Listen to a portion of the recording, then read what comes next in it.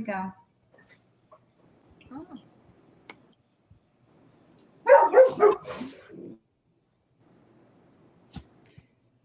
Okay, hey, I don't know if anybody can hear us out there. Milk, Honey, and Mayhem, can you hear me? Maybe, maybe not. I think I can't see anybody else, so I'm hoping that, I don't know. Anyway, if nobody can hear me or nobody's there. Oh, okay, good, you got it. Can you see us, Milk? Do you see the three little boxes here?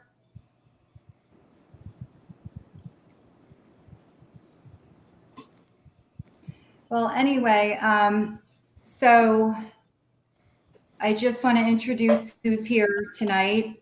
We have Gina and Alicia and Lauren. I'll let them explain who they are and why they're here. I don't know if it's too much pressure for Alicia to start. Is that okay? Do you want to start or do you want me to start? No, I'm okay to start. I mean, I'll just introduce Okay. Alicia. So take the floor. Do what you want. Go ahead. Okay. My name is Alicia. I have an Instagram called Hiding in Plain Sight. I'm just trying to mostly let people know that they don't have to hide and that I understand what they're going through, and most people are afraid to ask for help, or they don't know how to get help. And I just know that a lot of the time for me, and also for my family, we were trying to hide in our home and not, let anybody know what was going on behind closed doors, even though we were all suffering, like extremely suffering.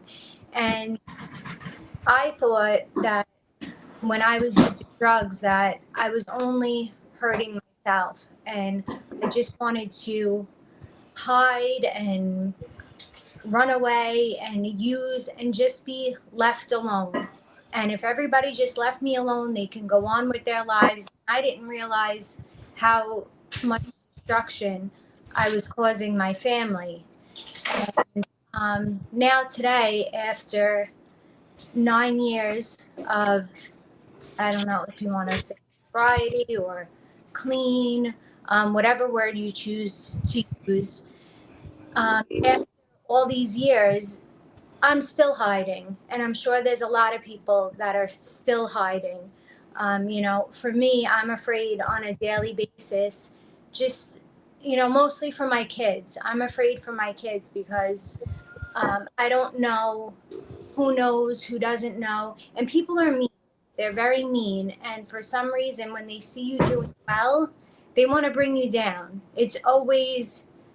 I'll always be a drug addict, and that's what people will always see. No matter what I do, if I cure cancer, it makes no difference. Someone will always bring me down and say, "You're a drug addict." It's the first thing that they go for.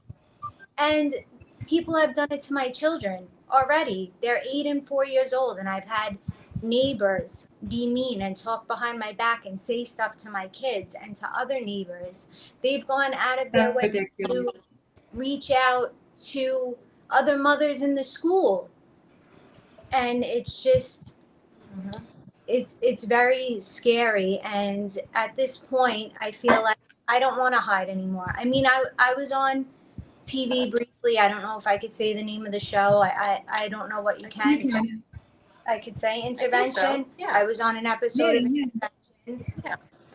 And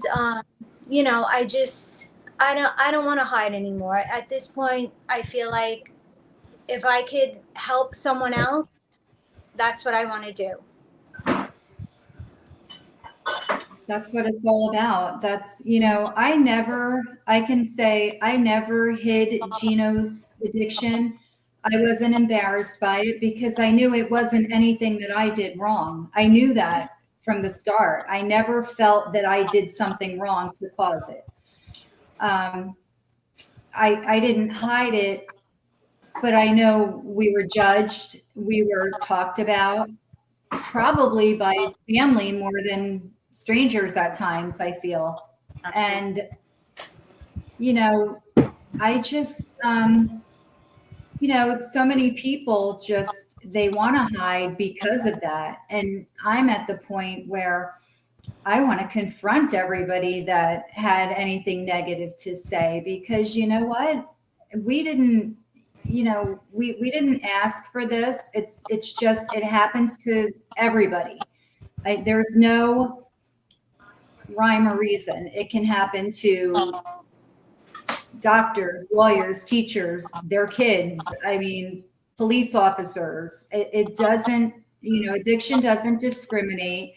And we have to stop looking at it, like it's a big, bad, dirty word. It's, you can't hide. And for your children to be, like bullied about it, and they're so young. I mean, shame on those neighbors or anybody that would even say anything to a child. Like, that shouldn't even come up. Like, what is the point? And Yep. this has been going on for years. This has gone back to my brother and sister when Yep. they were little. It was It's just a whole cycle. disgusting with the schools, adults picking on small children, and now they're adults, and it's affected them. It affected them in school. It affected them at home. And now it's moved on to my children. All these years later, like I said, it doesn't matter what I've done and how far I've come. People are just, I don't know, for lack of a better word, they're mean. They're just mean about the whole thing. And I feel like at this point, that everybody has at least one person or knows one person that struggles with addiction. And it's not like, yeah, I know when I was little, I remember the word heroin was such a dirty word. It was like the lowest of the low. When I was maybe 10 years old, that's when I can remember first hearing it. It was a dirty word. But now everyone knows at least one person that is struggling. Yep. And to still behave this way is baffling to me. It's ridiculous that people are just so uneducated about addiction. They are. They're just ignorant. Yeah, I was just about to, I hate to use that word, but that's what was just about to come out of my mouth. Like, people are just ignorant. They just, I always say, I hope that those people never have to deal with what we've gone through. Yes. Because I don't think they could handle it, Nope. And I just,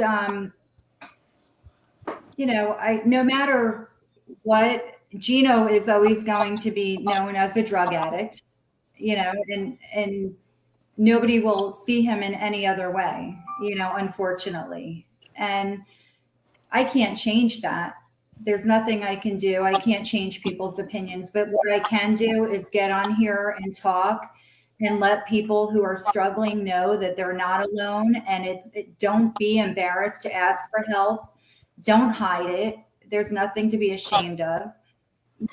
I mean, listen, everybody has something they're going through. And this just, if you're struggling with addiction, and that just happens to be what you're going through, and there's no embarrassment there. Just, No, and I feel like the system to recover, you're set up for failure. You hit every roadblock. Absolutely. Which is why they hide, because they put their hand out for some help. It gets bit, and then they go to the next person, and it's this whole never-ending cycle. It's all those numbers that you see everywhere. I laugh when I see them now. I can't even tell you. I had that ingrained in my. You know how many times I've called, and I'm not. Good for them. They're making things aware, I guess. I have called that number so many times, and all it was a phone chain. It was a person. Which first thing, what's your insurance? And then they would come back and they'd make phone calls, and nobody took our insurance, no matter how many times we changed it, no matter what we did, or it would only cover the detox, or it was like this whole this whole chain. We even had a rehab, which I can make a joke about it now because, you know, at the time it wasn't so funny. Now it kind of is. We had a rehab, one of these 1-800 numbers or 888 numbers, and she was like, "Oh yes, we can help you. Absolutely, we can get you in. We're gonna offer you financing or whatever she called it. I don't even remember." And we were so desperate. We were like, "Yes, whatever you need to do." And of course, she asked me for all my personal information, right? Because you're the person that's got the Not my not her information. information, right? Because who's trusting her? Like, you know, she's Never not even getting paid. No, it's never getting paid, and they don't even see her as a human being at this point, right? You're just a running total. And what they did is they applied for a credit card in my name. It is. Oh, I'm my not even. goodness. I'm not even kidding. It is. It's what I call it. It's a card that I still have. It took me a ridiculous amount of time to pay it off, but it's what I call it. I call it. It's the rehab card. It's my rehab card because that's what I use to pay for. Because they never took insurance, even though they said they did. They didn't. They would come back. I was responsible for things. It didn't cover medication. It didn't cover. It was so ridiculous. It became my rehab card. They applied for a credit card in my. Wow. Mhm. It's why people hide. It's because they're. And they never let you know that that's what they were doing. They No. just, No, they that's said horrible. never said Horrible. anything about a credit card. It was financing, and then the credit card came in the mail. Yeah, and the truth is that we were so desperate we didn't even give it a thought at that time. But the sad thing is if I wasn't able to get that card, she was asked out. Like they were like, like she would have been in the street that night, and that's the real truth. It's you call up and they're like, we have one bed for you. It's like they got these offers. There's one bed, but you got to get here now, and you got to have this, and you got to have this, and you race there to get your kid in. And we had a situation, which I often talk about this, that I have like this guilt, because I wonder, I have to say to myself sometimes, if we weren't able to, would we been able to save her? If you don't have, can you save, it's a horrible pick and choose things. And I'm not saying if you have means, your kid can be saved, because I know many people with plenty, and they could not save their child. We had a situation again, because now I give my card, right? We give this magical rehab card, and she gets checked in and goes right out the back door, right. Because they can't hold her. I'm responsible, but they can't hold her. And we went to yet another rehab, another one. And it was the same thing. We have one bed, hurry up, get here. And we rushed there, and they don't take my coverage naturally, even though they said they did on the phone. And what they did take was my American Express card. And so they gave her the bed, they took her. But as I was walking out, I overheard a conversation that I'll never forget. And I never even saw the girl. But to this day, all I think about was, where'd she go that night? Was that the end of her? Like, was this her last hope? And, my kid got the bed because I had this card. They turned her away. Like they were like, oh no, the bed has been taken. And I walked out and I was like, it never went away. Even though she was there when I got there, but she didn't have the insurance. She didn't have the card. She had so nothing. I It was walked so sad. in and they gave it to me and turned her away, even though she was there first. Because I had a credit card, and I still feel guilt. Like I feel bad, and I never saw her. You know what I mean? Like I don't know what, but I remember hearing the conversation, and it just made me feel so terrible, because that's not how it should be. No, it shouldn't. And it's still that way. I mean, there's just not enough beds, no matter, it's just, there's this waiting, and sometimes waiting a day or two is too late. I mean, Life or death. Absolutely. And we have to do better with that. But I mean, we've been fighting this fight for how many years? It hasn't improved. And I don't know if it ever will. I mean, I still see videos in, Lauren is familiar with Kensington area. I mean, she's from, PA and the Philly area. And you see those people on the streets. I mean, And I'd have to think that if somebody, I mean, I know a lot of them maybe aren't ready. I don't want to say they don't want help, but they're just not ready. But I think if we made things a little easier for them to get treatment instead of shaming them, or, I just think a lot more people might accept the help. It's just not available to them. Nobody, those are forgotten people. And I'm sure it's everywhere. That just comes to mind because I get these awful videos all the time. Yep. And, it's horrible that like the police drive by and see those people bent in half, knotted off and out of it.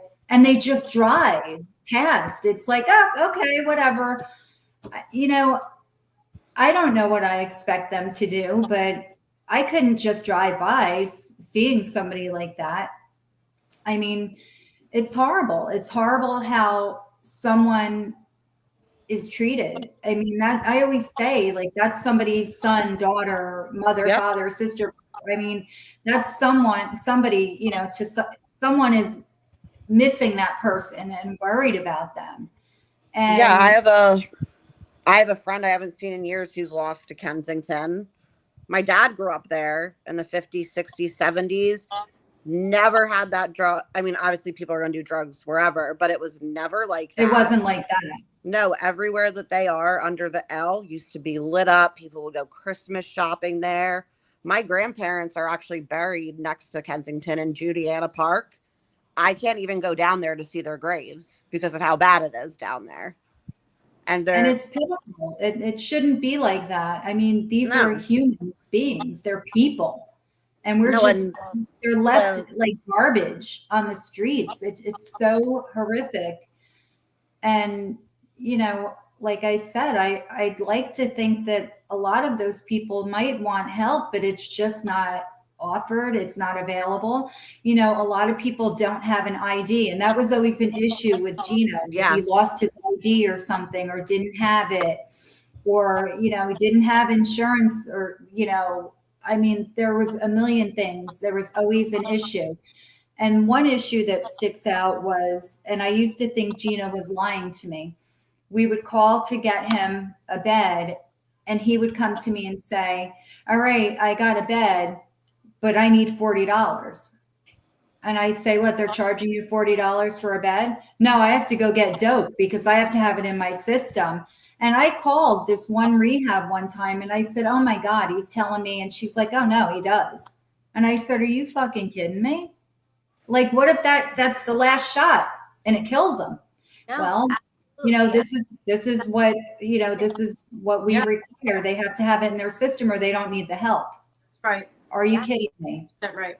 Mm-hmm. I wouldn't believe remember it. I remember times where Gino was so desperate to get into a rehab and no one would take him. So he would go to the hospital, the ER, and threaten to kill himself because they would keep him on a 72-hour hold and then they would transfer him Yeah. to a rehab. Yeah, he got into Horsham Clinic, I think, several times based on going to the hospital first, I think, and it's horrible the things you have to do to get help. And that's what I'm saying. So many people just throw their hands up and say, fuck it. Like, I'm not going to jump through hoops. And, I don't think it's gotten any easier. I don't know though. I really don't know, but I have a feeling that things haven't improved much for people. And, I mean, there's just so many stories, but I wanted to ask real quick. I wanted to ask Alicia a question. You don't have to answer, but during your active addiction, were you dating someone? Did you have like I mean, if you want to call it dating, in the very beginning, I was, in a serious relationship, but that went south once I talked him into, and I talked him into using with me. He could have said no, but why would he? So we used together and that went south very fast. And then after that, I don't know if you could even call it dating. I mean, I always ran with someone. I always had a guy with me. And I've talked about this before. I don't know if I talked to you about this, but for women that are using, it's beneficial to always have, you know, a guy with you, especially the way that I used. I mean, I feel like, and people may not agree, but there are different levels of drug addicts. What I mean by that, for example, is for myself, I was like, I ran the streets. Like there wasn't anything that I wouldn't do. I was in the streets, I was in neighborhoods, I was with shady people, abandoned houses. Like I was the low of the low. And then there's other addicts that will stay in, you know, their parents' basement where they're safe, and their drug dealer delivers to their house, and they're not like out.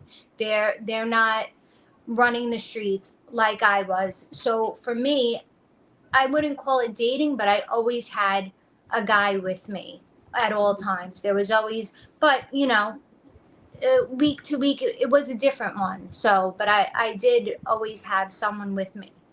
Right, right. And did you have like, friends that you grew up with that didn't use drugs that kind of just walked away from you when they realized what you were going through? Or do you have anybody that stuck by you? Any friends? No friends, and most of the family, not the friends left right away. The ones that weren't using with me, turned away immediately. A few of them tried to stay in contact just to see if I was okay once in a while, but they lost interest eventually, and I don't blame them. You know, every time they reached out to me, I would ask them for money, or put them in a bad situation. So that ended in the beginning, and then family started turning, and towards the end, it was really my parents and my brother and sister. And my brother and sister, like I said, were kids, and I put them through shit that they didn't understand, and they were mad at me. So towards the end, it was really my mother and my father, and that was it. There's no one. Even now, there's, you know, I haven't repaired any relationship with friends. I mean, on Facebook here and there, you know, years later, they have kids, I have kids, we speak to each other, but yeah, there's We had one aunt that stayed. That kind of back, you know, definitely backed us up. That knew our secret, so to speak, and she did. She stayed. She even helped us out with interventions. She's here now. Yes, So, she's you know, she's in the house now. Yeah. Yes. So she did, which is a rarity, and we kind of, because we also kept it a secret, so it was kind of hard. But you really, you know, like you said, you can't blame people for running away. She was also one of the relatives that, whether, you know, a lot of the relatives either pretended that they didn't know because they couldn't be bothered, Yes. or just really were oblivious and didn't see what was going on, which is why we're always saying hiding in plain sight, because people that were celebrating holidays in our home were claiming that they didn't know and they didn't see anything, and how come no one told them. But this particular relative knew. She picked up on the signs, and you know, she said something and was willing to help. And you know, I've made amends to her when I first was on intervention. I did. And yeah, but other than that, I really, there's no one to speak of that stuck around. Right. Real quick, if we could just switch off to Lauren. Lauren, like I said, was Gino's girlfriend through a huge part of his addiction. I don't know, Lauren, if you want to just jump in and just start from the beginning with you and Gino and talk about that. I mean, if you want to do that, that'd be great. Yeah. I don't know why I can't see your face up here on the screen. I blocked it somehow, but I'm here. all right, let me see if that helps. Oh, okay. I So think the comments were popping up Oh here. yeah, somebody, Milk, Honey, and Mayhem just wanted you to know, Alicia, that she hopes you know how proud random strangers are of you, and telling your story will help other people. So It will. you have a lot of support here, so definitely. Thank you. You do. Yeah, definitely. So I met Gino in 2016 when he was in a recovery house in Pennsylvania. I was working in a mall at a kiosk, and I don't know if anyone's ever been to the Neshaminy Mall in Pennsylvania, but it is small. It's one floor, can take 20 minutes to walk in around the whole thing and out. And he walked in with his friend, and I saw him, and I said to my coworker, my future boyfriend just walked in. Yep. And I actually have my friend here who I used to work with. That's actually in the other room. I just heard her go, sure did. And this is not knowing that he was in a recovery house and not Yes. knowing anything about him. And I don't know if that would have changed anything, but just wanted to. Oh, no, I'm going to get to that. So he kept walking by, and like we kept making eye contacts, and I was at the register, and I turn around and he goes, so you can totally give me a fake one, but can I have your number? And I was like, oh, sure. Cause I was like, he's really cute. Got his number. We were talking all night, and I was like, what are you doing tonight? My friends and I are going to the bar. You should come. And he was like, oh, I don't drink, but I can't come out tonight. And I was like, okay, no problem. Didn't think anything of it. Was still texting him the whole time I was out. And then the next day we were making plans, and he told me he was in a recovery house. And I asked him what for. And he said he had a problem with pain medication. Okay, didn't judge him at all. We got to know each other. I would always go up and see him. I was basically with him every day. And he was sober, one of the best people I've ever met. I think we started dating like a month after we started talking. He would come to my house. I would go to his recovery house, and I was allowed there. I still didn't really know that much about addiction. So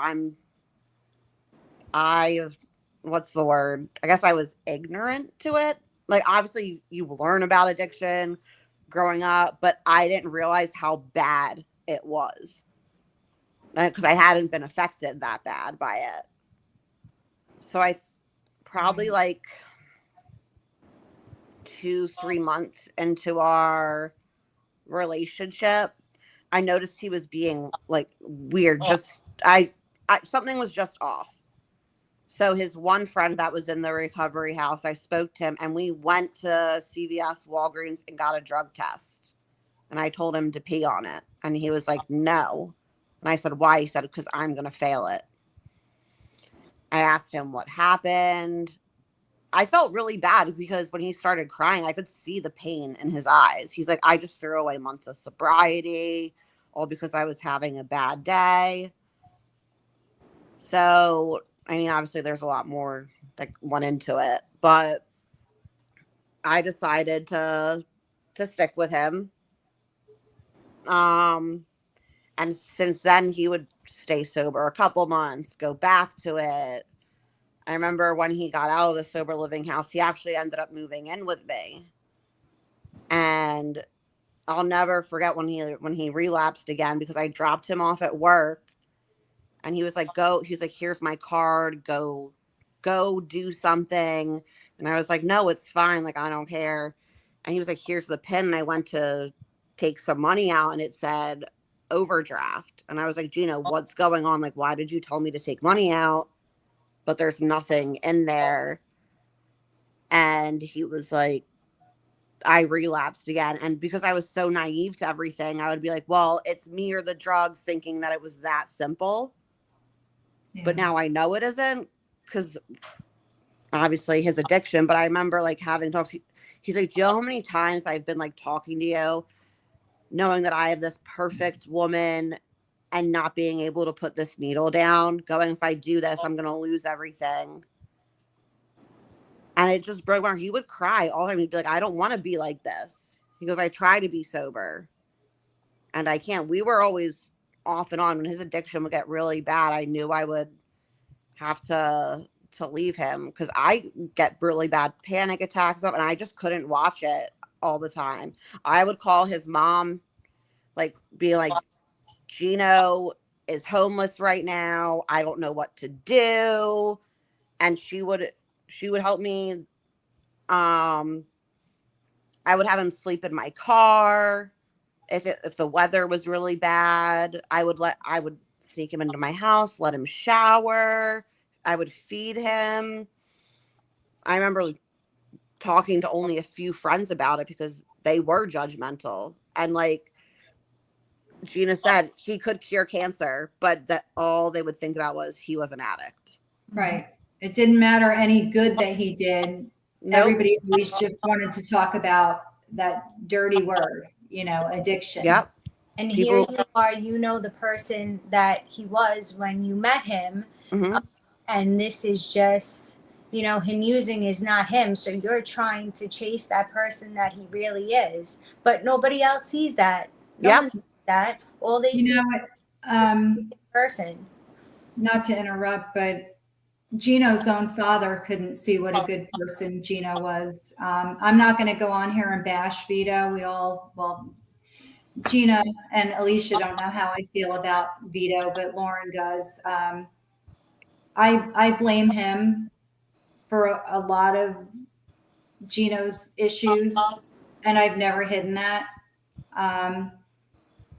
I blame the person that sold Gino the fentanyl the last night of his life, but I know Gino asked for it and bought it.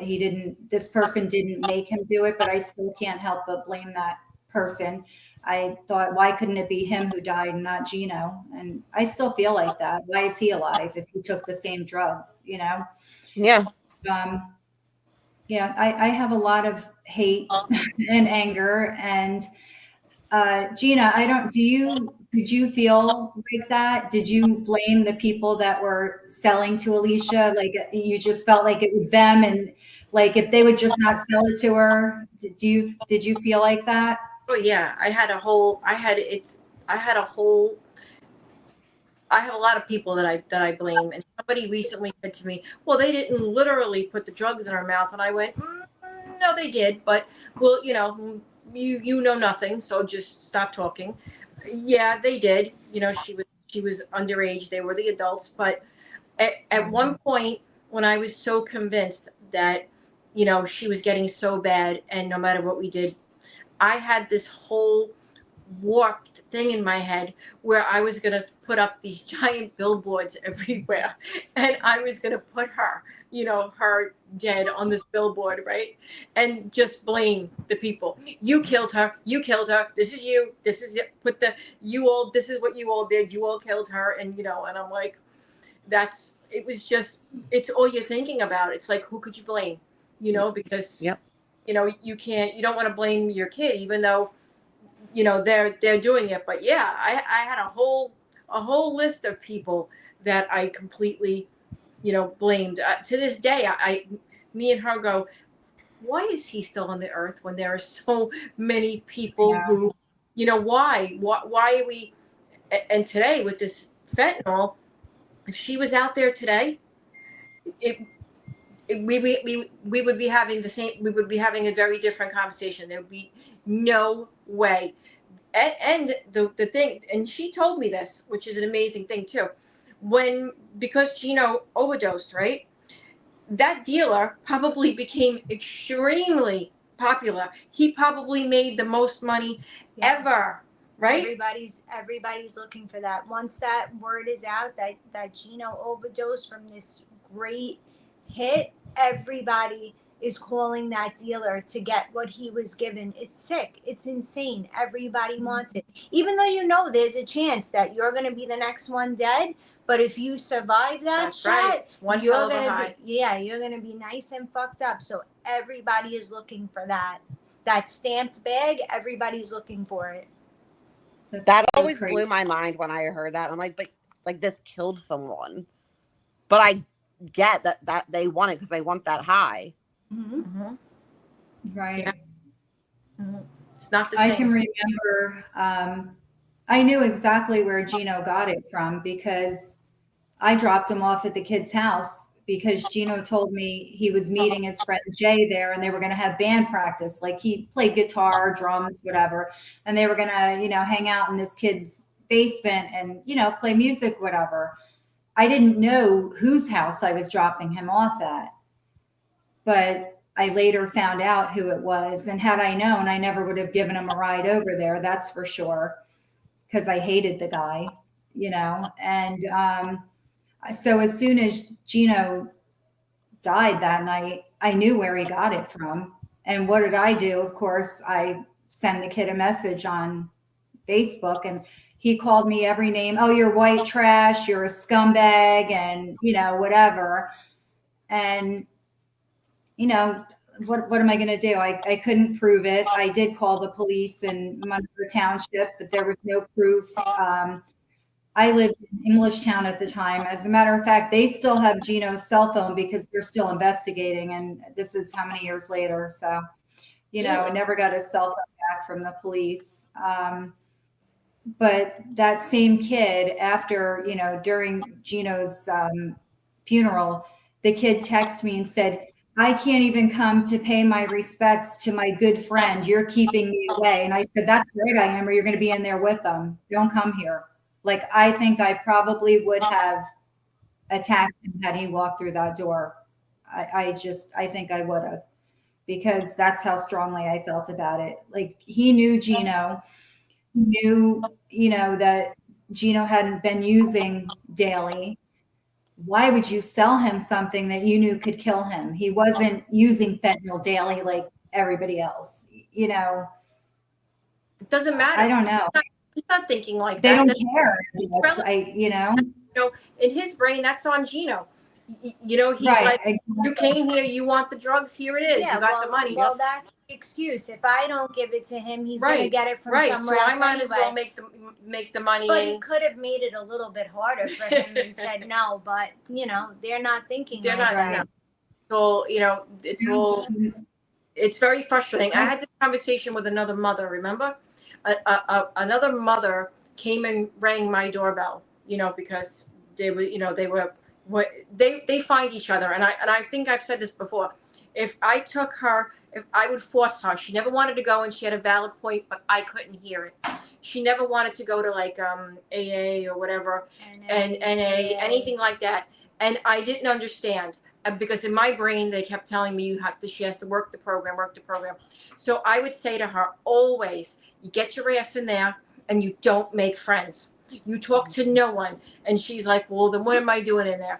I don't know. But you don't make friends, because when you make friends, it's always 10 times worse. And no matter what I did, they'd make friends. They would make friends. And so they made the friend. He was already an addict. And I'm not saying it, whatever. But the mother came all crazed. She was going to kick everybody's ass that was involved in her son's thing. And she came to my door first, and she said, do you know where this one lives? And do you know where this one lives? And, we live pretty much in the same town. And I said to her, and I understood her. I understood her anger. She had a piece of paper. Like, she was going to go ringing doorbells. And I had to say to her, listen, you do what you want with this, but let me give you advice. Don't go ringing doorbells, because you're not going to like what you're going to hear. You're not thinking, you're thinking that they gave your kid drugs and they did this and they did this. You're still and seeing your baby, your innocent child that this person gave drugs to. You don't want to hear what the truth is, what was really going on. This person that you don't know. And they're going to tell you. They're going to do everything they can to cut you down and put you in your place and tell you who your child is. Even me. I gave her an earful, and I said to her, and I loved her son. Like, I adored him. And I had to say to her, hey, lady, you don't know. Like, you gotta calm yourself down. And then I did the same thing. I gave her a list, and she just stood there, and I said, and when you go to these other people's houses, it's going to be worse, because they don't love him and they don't care. So just be prepared. I would not go ringing doorbells, because they don't, they're not thinking like that. They're thinking like the one that sold to your son. They're just like, hey, he's here. He wants it. Oh, well. He's going to get it anyway. He's going to get it anyway. So they're not thinking of that. Because they probably, I don't know, most of the people that sold to her and sold to him are users themselves. Mm-hmm. So Yeah, it's not like it used to be where you don't get high on your own supply. These Yeah. dealers are using it right alongside of us. mhm. Right. Yeah. Right. I But don't. I knew that the kid that sold it to Gino was also using, and that's what made me so mad. Like, why aren't you dead? Why did it have to be him? And I know that sounds horrible, Yeah. but No. I mean, Pick I and choose. just, so mad. I'm still mad. And if I saw the kid in public today, I'd probably headbutt him or something. I don't know how I would react. I'm still angry. He never obviously isn't going to admit that he sold it to him. He's not gonna accept what he did, but I know he did. And I mean, I guess I kind of get it. He was in a business, and that's how he made his money. So whoever comes, he's going to sell. And I mean, this is a guy who would have sold to a 12-year-old if he knocked on his door. I'm sure of it, and that made me sick to think that, anybody can buy from him. And this is what he's selling. How many people is he going to kill? How many, OD'd on what he sold them, but maybe didn't die, you know? And when I told the police, I know they looked into it and they kind of watched him a little bit in the neighborhood and they didn't see anything going on. But then I heard that he went on a little trip after Gino passed away. He went away for a little while. And I think that's probably why, just to maybe, yeah. But I don't know if he's back around now, but I would love to run into him and a few others. I mean, you said someone knocked on your door, another mother. I was that crazy mom that chased everybody around. And I mean, I could tell you some horrible stories and I'm not proud of them, but I was a crazy person. I was going to make this stop. And I mean, I had to chase Gino's driver's license down to get him on a plane to Florida on numerous occasions. And so I got very, very smart. I would call the person that was supposed to be his friend and say, listen, Gino's got to get on a plane to rehab and I need that license. And he'd say, well, he owes me money. And I'd say, all right, leave me a quick check and I'll pay you. And I'd pull up to Quick Check and the kid would lean in my window and I'd grab him and I'd say, motherfucker, give me his license now. Or I'm going to scream like that you're raping me or something. Like I'm going to make attention. Like I'm going to bring attention over here. Oh, you're crazy, whatever. This is what I would hear. I was the crazy one. And then that same kid, another time, had Gino's license because Gino owed him money. So I told him, I was so desperate, I called the police department and I explained what was going on. And I think most of the police departments knew about us at this point. And I was so desperate. I said, listen, this kid has his license and he's blackmailing me. He's telling me I have to give him money. He's going to meet me at Dunkin' Donuts in Jamesburg. Well, we met, but so did 5 cop cars and he got arrested because he had all the dope on him. And they brought me Gino's license over to my car and Gino got on the plane that day. I mean, would I do that now? Nah, I'd probably do worse now. Knowing what I know now, I probably wouldn't be so nice about it. But, there were Gino, I don't know if he would do some really stupid things during his addiction, like let drug dealers know where we lived. And I'm talking not nice drug dealers in Florida. Okay. And I had a carload of them come up to my house one day and ring the doorbell. And Gino was home and he said, don't answer the door. And I said, why? Because I owe that dude money. And I looked out and I said to Vito, go get the gun. He said, what? I said, just go get the gun. And so he does. And I open the front door and I'm like, yep. He's like, Gino here? I said, nope. What do you want? He owes me money. So I said to Vito, shoot him. And Vito froze. And I said, shoot him. And he just stood there. So I start going towards Vito to get this gun because I was taking care of business. How dare you knock on my door? So this kid's looking at me and Vito wrestling in the front yard and he just starts backing away. And it's funny now, but he leaves. And I finally got what I was asking Vito for. And as they were pulling away, I raised it, but it was too far. I didn't think I was going to get anywhere doing it. I probably would have missed, but I think I would have been in a little bit of trouble back then. But I was so mad. How dare you knock on my door? My family is here, but then I should have been mad at Gino, and I was, but I was more mad at this person coming to my door. And I mean, there were just so many things. I'm not proud of what I did, but I feel like I had every right to react that way. I didn't know what else to do. I needed to stop this. And that was the only thing I could think of at the time. And, did it change anything? No, because Gino's not here. So obviously it didn't work, my way of doing things. Would I change it now? I don't know. I think I would definitely be in trouble now if I were still dealing with it today, because I'm a different person now. And I've learned that there is nobody out there to help you. You have to help yourself. And there was nobody I could turn to, and there still isn't, because nobody cares. And I think I would deal with things more aggressively now, unfortunately. So I guess it's kind of good that I'm not having to deal with it right now, because I don't think I would be here talking to anybody. I think I would have been in trouble if I were still dealing with it today, because I've been pushed to the limit, and I don't know that I could keep a level head at this point, with not just with Gino, but with everything that's happened in my life since 2021. I just don't know that I could stop myself from doing something that was going to get me in trouble. But I know it sounds crazy, but I'm just being honest. I know I butt in.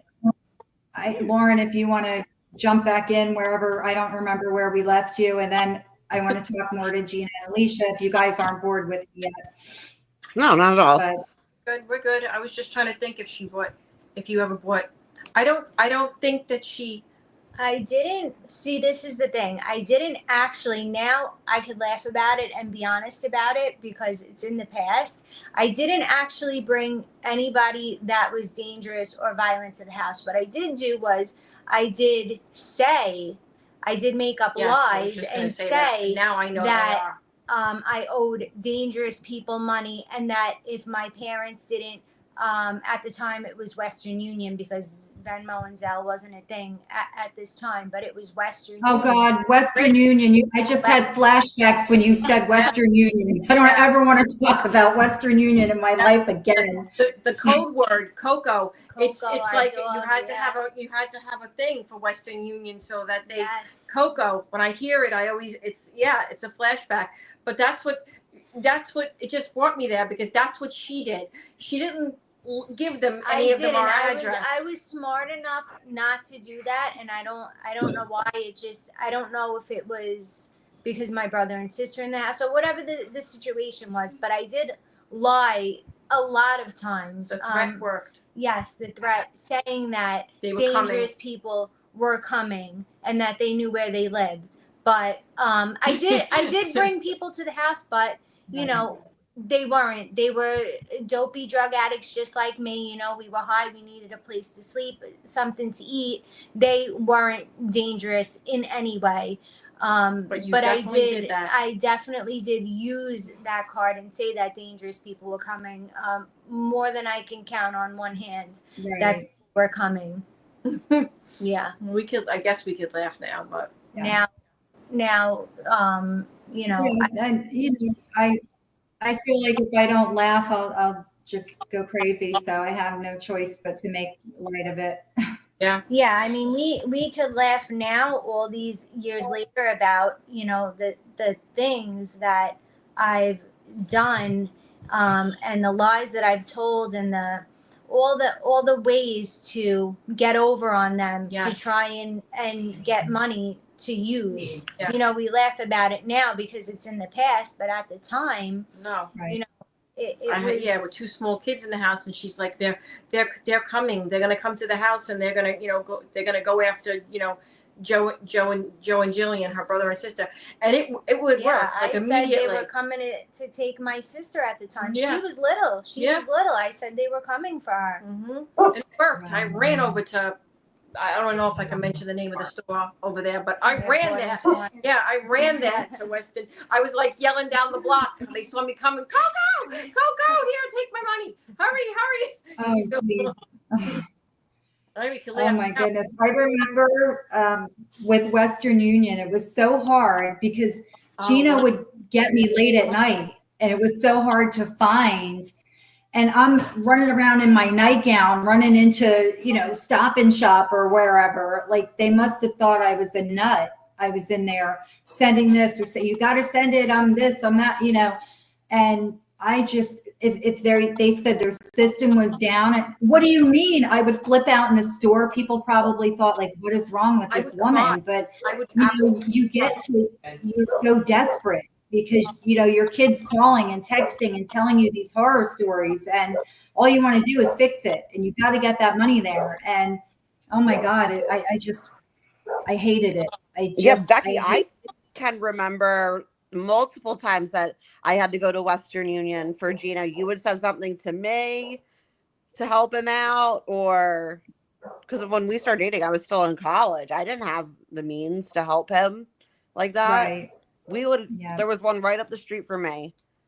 Call Becky. She would help me out with him. I remember I would stop at Western Union sometimes for Gino, and then I finally stopped giving him money. And I was like, if you need something, I will call and order it. And he'd be like, no, I need the money. I'm like, well, then you're not, I'd be like, then you're not that hungry. Right. Which, real quick, I just want to mention, Barbara in the comments said Ocean County Prosecutor's Office abuses drug addicts. You know what, Barbara? I think a lot of law enforcement abuses drug addicts. They treat them like they are beneath them. And you know what's really sad? I would have to say that, police officers, prosecutors, judges, they all must know somebody who's suffering. They've got to. You're not going to tell me in this day and age that they don't know somebody. And so for them to treat people like that, it's so wrong because that's what keeps people from getting help and asking for help because they don't want to be treated the way they get treated when they're asking for help. Absolutely. If a drug addict goes to the emergency room for a legitimate reason, they're treated, they just want drugs. They're just here for drugs. There are so many times Gino had now I can't think of what I'm talking about, an abscess in his arm from shooting up. Okay. And this was when we were in Florida and he had to go into the hospital.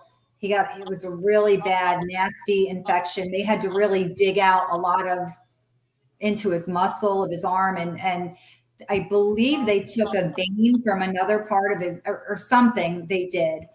And so he had to have a visiting nurse come to the house to do the wound care.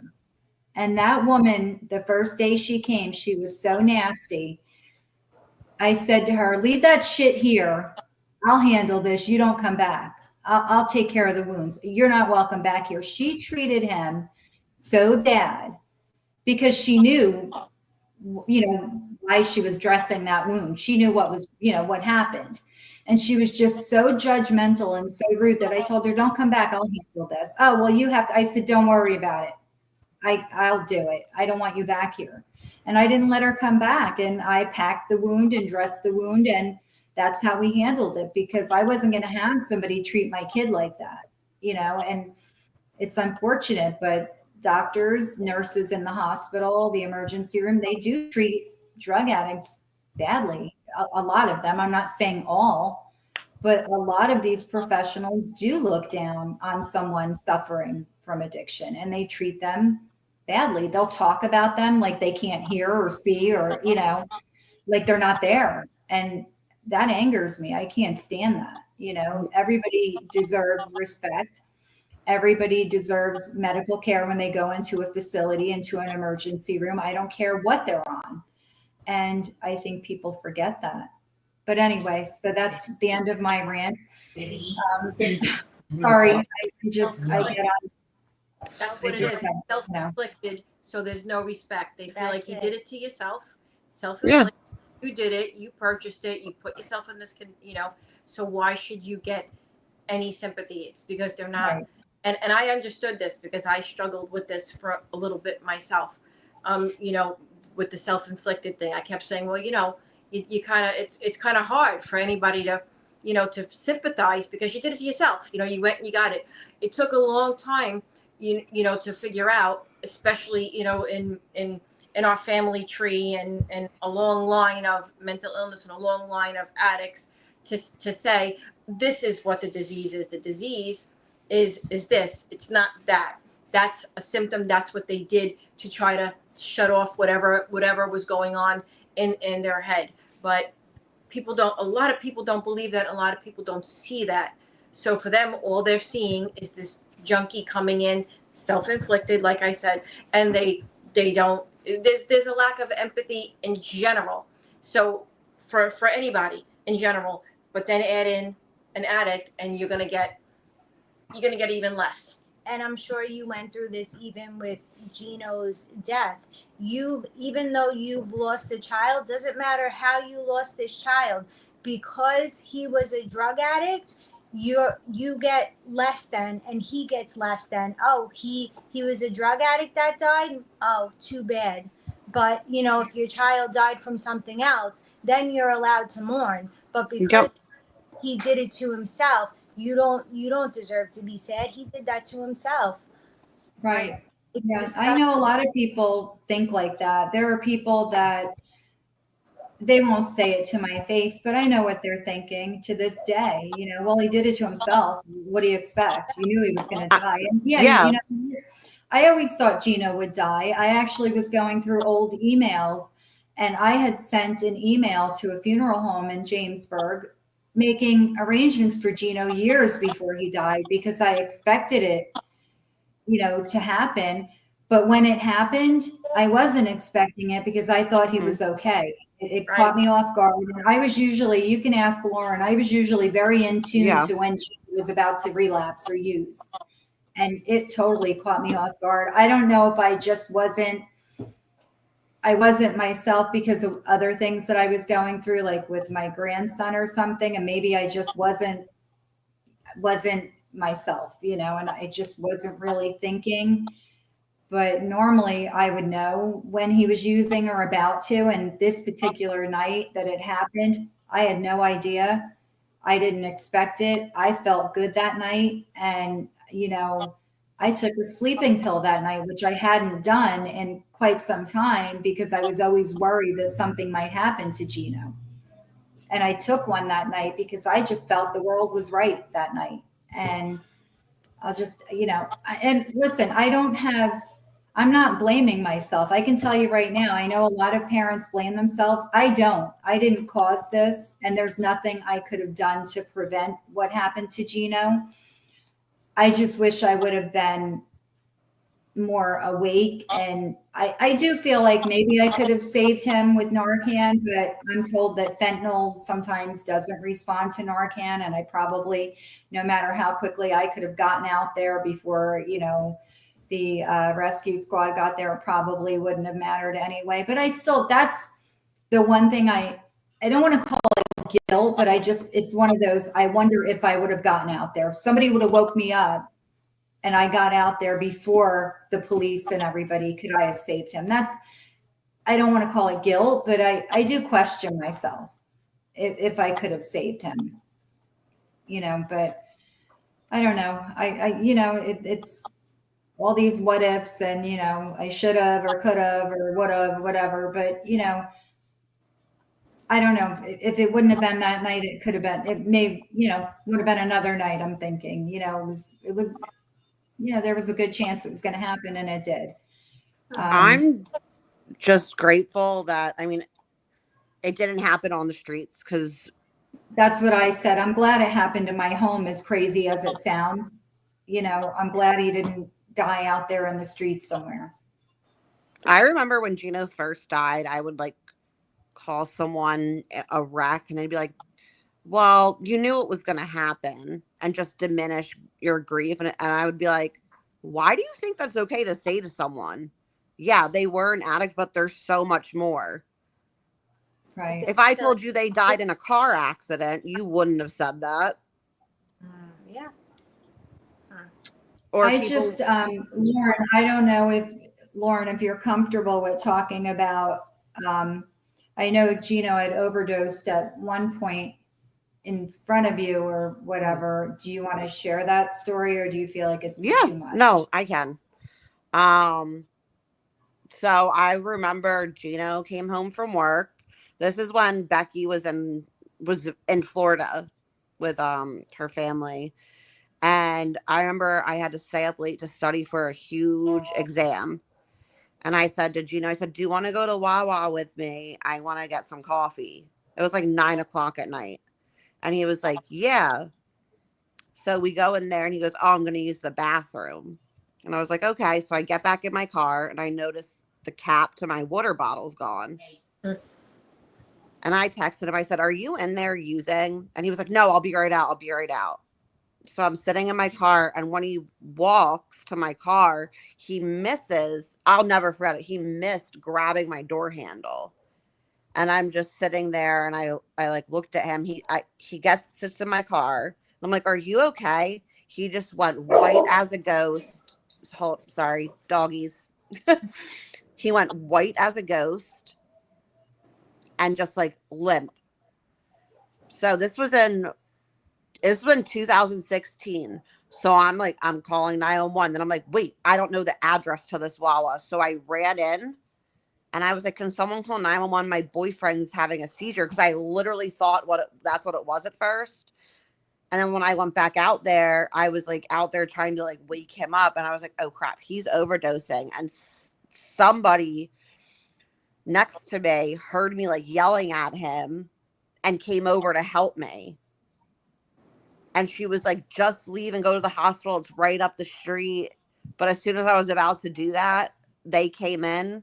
2 cops came in, and I remember them saying, crap, none of us have Narcan on us. Wow. I think this might have been Wow. before police departments had to carry it.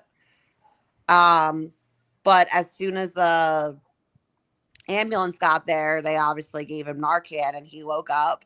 I wasn't even allowed to see him. So I call my best friend and I'm like, you need to come down to the hospital. Gino just overdosed. It was the scariest moment of my life. I get there and the cop walks in and I'm like, is he dead? Is he dead? And he was like, no, I have his phone. And I was like, are you lying to me? Because they wouldn't let me back at first. I literally thought the police were lying to me, saying that he wasn't dead when he was. Got back there. Obviously, he was discharged a couple hours later. That whole night when he was sleeping, I put my hand on his chest to make sure he was breathing. And I go past that Wawa every day. I couldn't go in there for a while. I know exactly what parking spot it was. I remember which way my car was facing. And before that, he was living at my house. And I spoke to my uncle and I was telling him what happened. He goes, you need to tell your parents what happened. Because God forbid he overdoses in there. Yep. Right. So my uncle actually talked to him. And within a couple of days, Gino actually went to rehab. And he was gone for a little over a month. But I remember. Probably 28 days. That's all insurance allowed. But I remember I didn't have Becky's number at this point because it was still so new in our relationship. And I just remember being told, don't tell Becky. And I was like, why? That's her son. And like, she'll be upset. And I'm like, yeah, but doesn't she want to know that he's okay? And then I eventually got a hold of Becky and was able to tell her that. But I'm just glad I never want to witness that again, but I'm glad it was in front of me because anybody else would have let him die because that was right after that law was passed. If someone overdoses, you won't get in trouble. Right. For calling 911.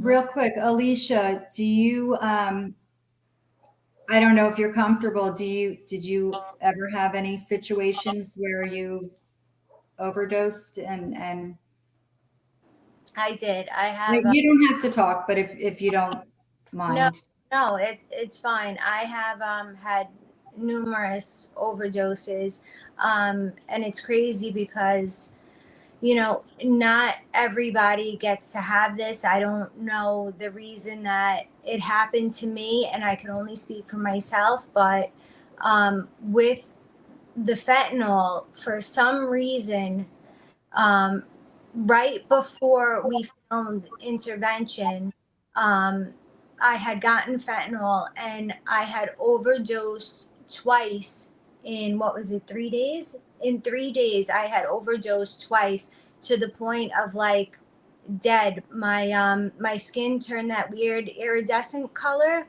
I was pronounced dead. And that was twice in 3 days.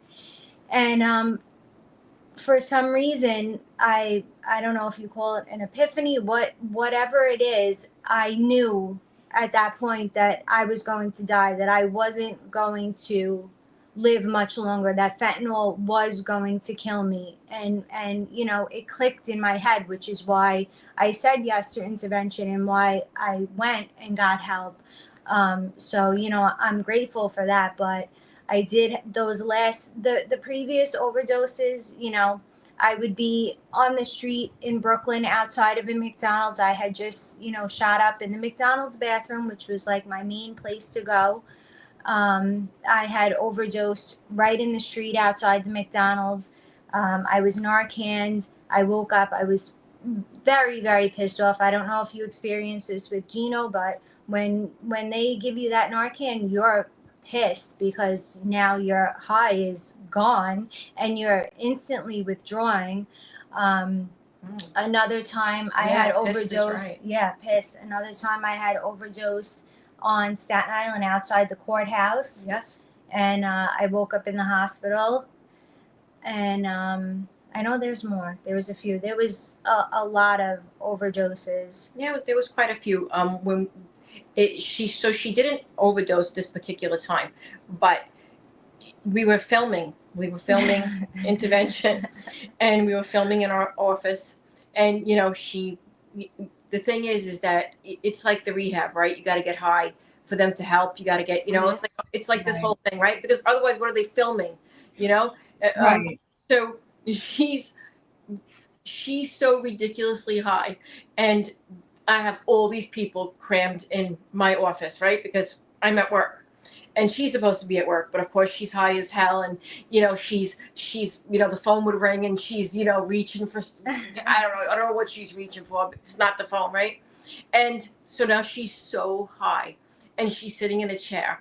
And I mean, I'm going to age myself right now. The Weeble Wobbles?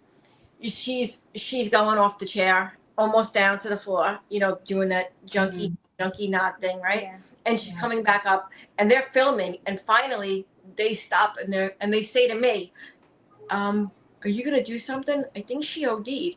And I'm sorry. We shouldn't laugh, but now I can. I was so pissed off. I looked up at them and I was like, when she hits the floor, you'll know she OD'd, and then I'll call 911. Well, if she doesn't hit the floor, we're good to go here. She's just having a really good high. Yeah, that's the thing, and I'm sure from experience that as long as we don't hit the floor, You don't hit the we're floor. okay. And it's a horrible thing for a mother to say, but I was just, at that time, I just remember them saying something to me like, and I just like looked up from whatever I was doing, and I was like, she's fine. She didn't fall off the chair. What? If she hits the floor, well, then we'll call 911. Mm-hmm. Right now, she's just, don't wake it, don't touch it, don't tap it, don't knock in it, because you're going to have one pissed as hell person if you take her high. Gino was pissed when he woke up. Oh, yeah. He was like, was having such a good high. And I'd be like, how was it a good high? You just died. Yeah. That's it. Yeah. Everybody will flock, will run there like it's the best thing ever. I remember one time, I wasn't with Gino very often obviously when he overdosed. I can remember one other time I was living in North Jersey and he came to stay with me, and he went in the bathroom, which was the bedroom he was in. There's a bathroom between and then my room.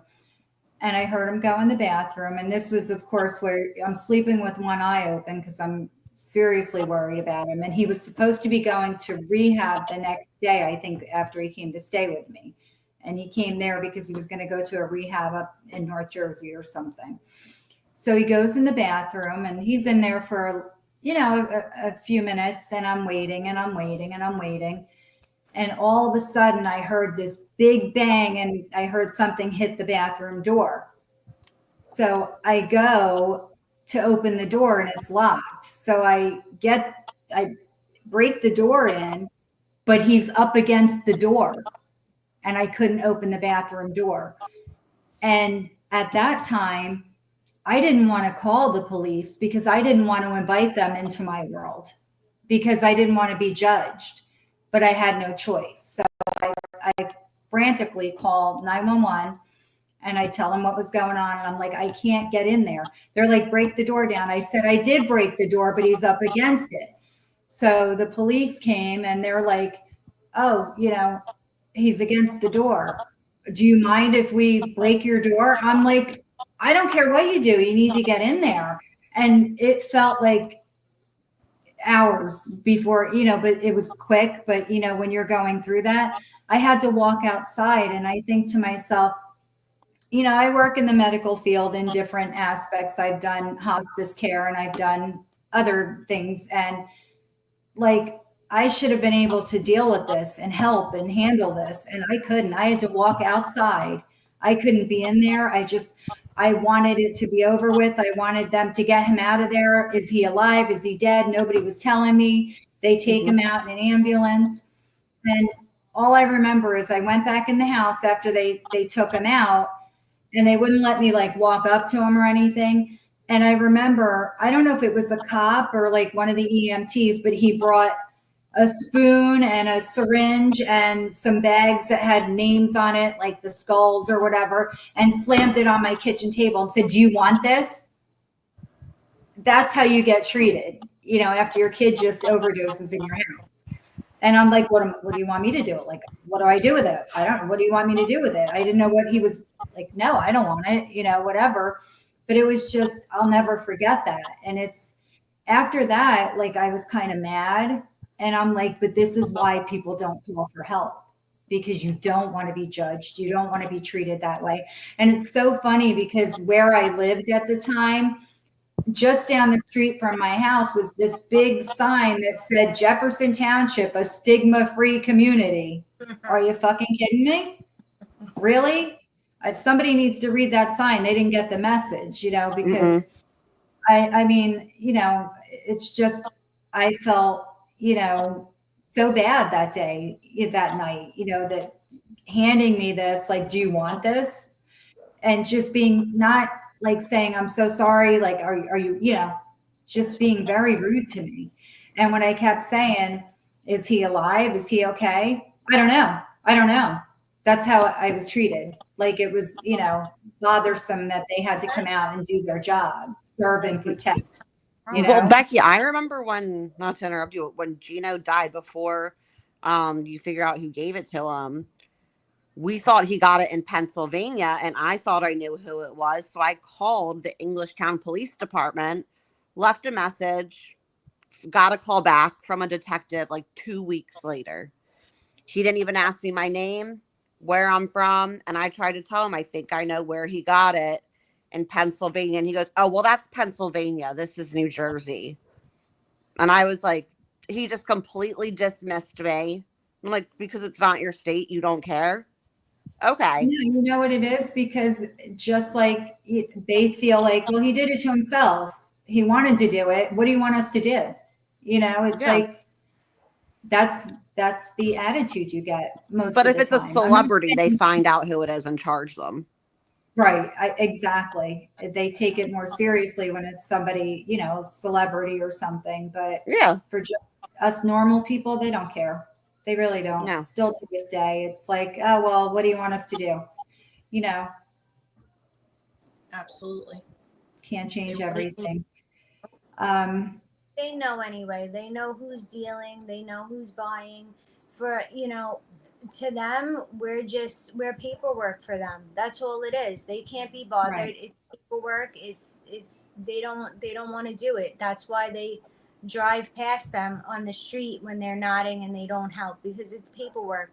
They know that it's a waste of time. They're gonna get out of the car. They're gonna arrest us. They also know it's a revolving door. Yes. They know because they don't believe that they truly want help, and they're not going to get it anyway. It's a revolving door. They're going to go in. Maybe the cops will pick them up. Maybe they'll take them to the hospital.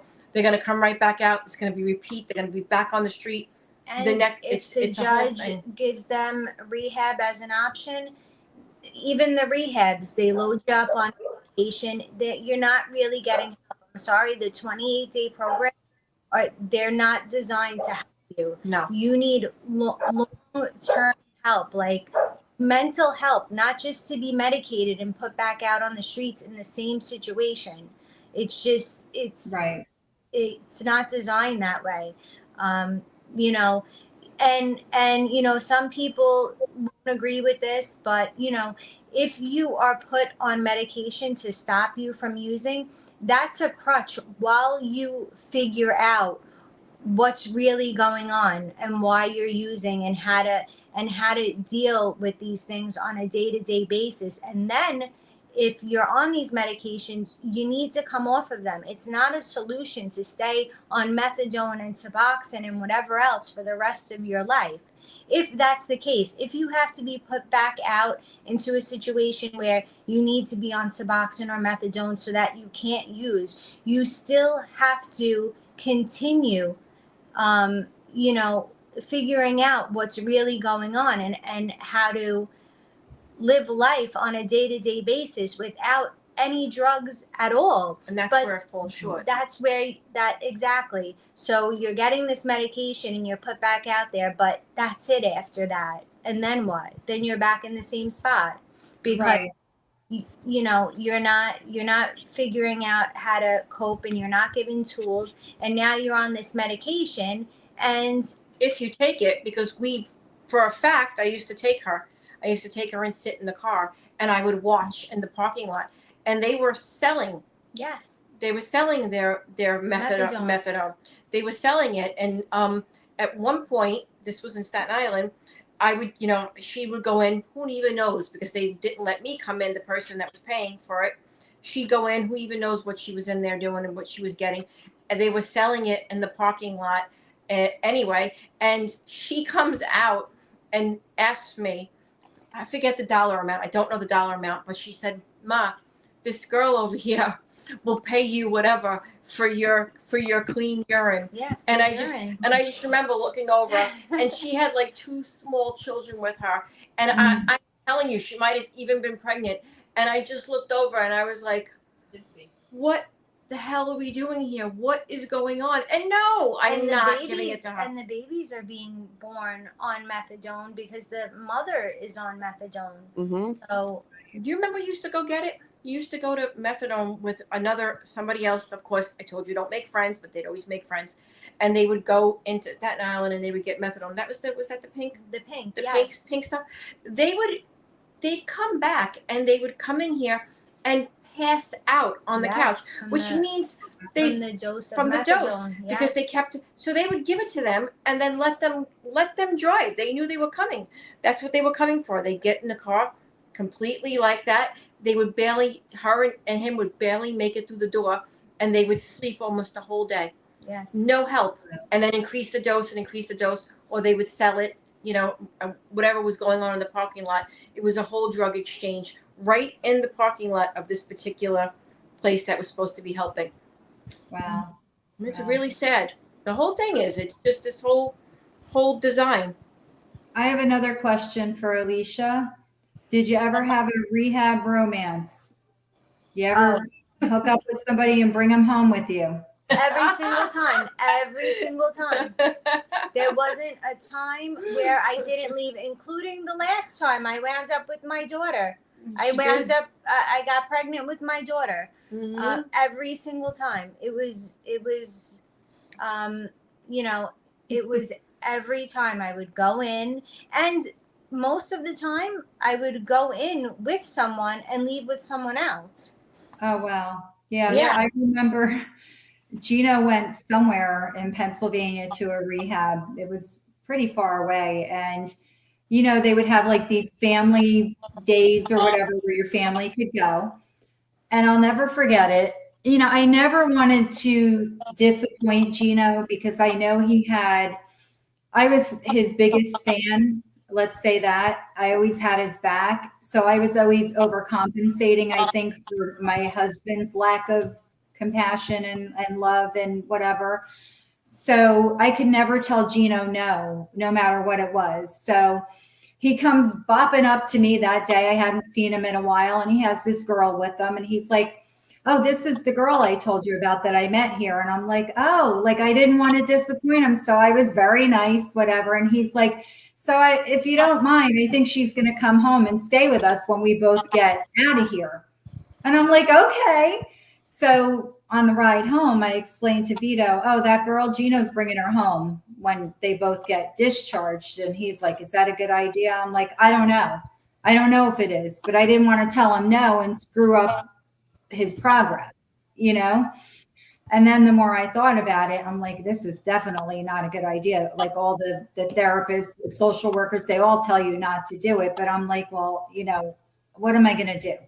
So we bring this girl home, right, with us. And things were okay for a little bit. I'm not going to say her name, Lauren. So please don't, if you know I'm who not. I'm talking I'm not. about. I know. I'm not. Okay. So now, mind you, Gino and Lauren were kind of on and off because Lauren has to protect herself during this active addiction. And so she would distance herself from him. So they were together, but they weren't a lot of times. So Gino would fill in the gaps with someone else. Like we all know that. So anyway, he brings this girl home and things are going okay, you know, and at some point, Gino relapses, but I don't know that this girl does. And I'm angry. And I say to him, "You bring this girl home, she's living here, and then you're going to do this. So you need to go back to rehab." So he's like, "Well, can she still stay?" I'm like, "Yeah, what am I going to, you know, she didn't do anything, so I'll let her stay." So I had gotten her a job and, you know, she's living in my house. Gino's back in rehab. It was weird, but, you know, I didn't want to screw her up, you know, so I had, you know, been in communication with her mother. You know, she had a mom and everything, but she just, I guess, chose to come to our house, didn't want to go back home. So, you know, she'd met some people while living in our area in Monroe, you know, some of the people that Gino hung around with, he introduced her to. And one afternoon, I think she's at work. I'm at work, and my phone rings, and it's her. And I answer, I'm like, "Hello." And she pocket dialed me. And she's doing her drug transaction while we're on the phone. And I'm screaming into the phone, "Hello, what the fuck?" I'm like, "I can hear you." I'm flipping out. And the call was like, it just kept going on. And I could hear everything, how much she was buying and who she was with. And I'm flipping out. So all I can think is, wait until she comes back to my house tonight. I'm going to rip her hair out of her head. How dare she do this? So she comes back that night and I'm like, "You got to go." "What? What do you mean?" I said, "I heard your phone call, you dumb bitch. I heard everything you said." And I was naming off what she was talking about and how much and, you know, whatever. I'm like, "You need to go." "Well, where am I going?" I said, "I don't give a fuck, anywhere but here. You have to go. I'm not doing this. Gino's in rehab. I don't know you. And you're like, you got to go." And so she calls her sister, her mother, or something. And they're like, "Can she just stay until we can get there?" Because they were a couple hours away. I'm like, "Yeah, but make it quick. Like, you got to be here because I'm not dealing with this." So I think they came like the next day. And her sister had a bit of an attitude, like I had done something wrong, whatever. Long story short, her and Gino, he comes home. They get back together, but I wouldn't let them stay at my house. And they end up going to a hotel. Her mother sends her money.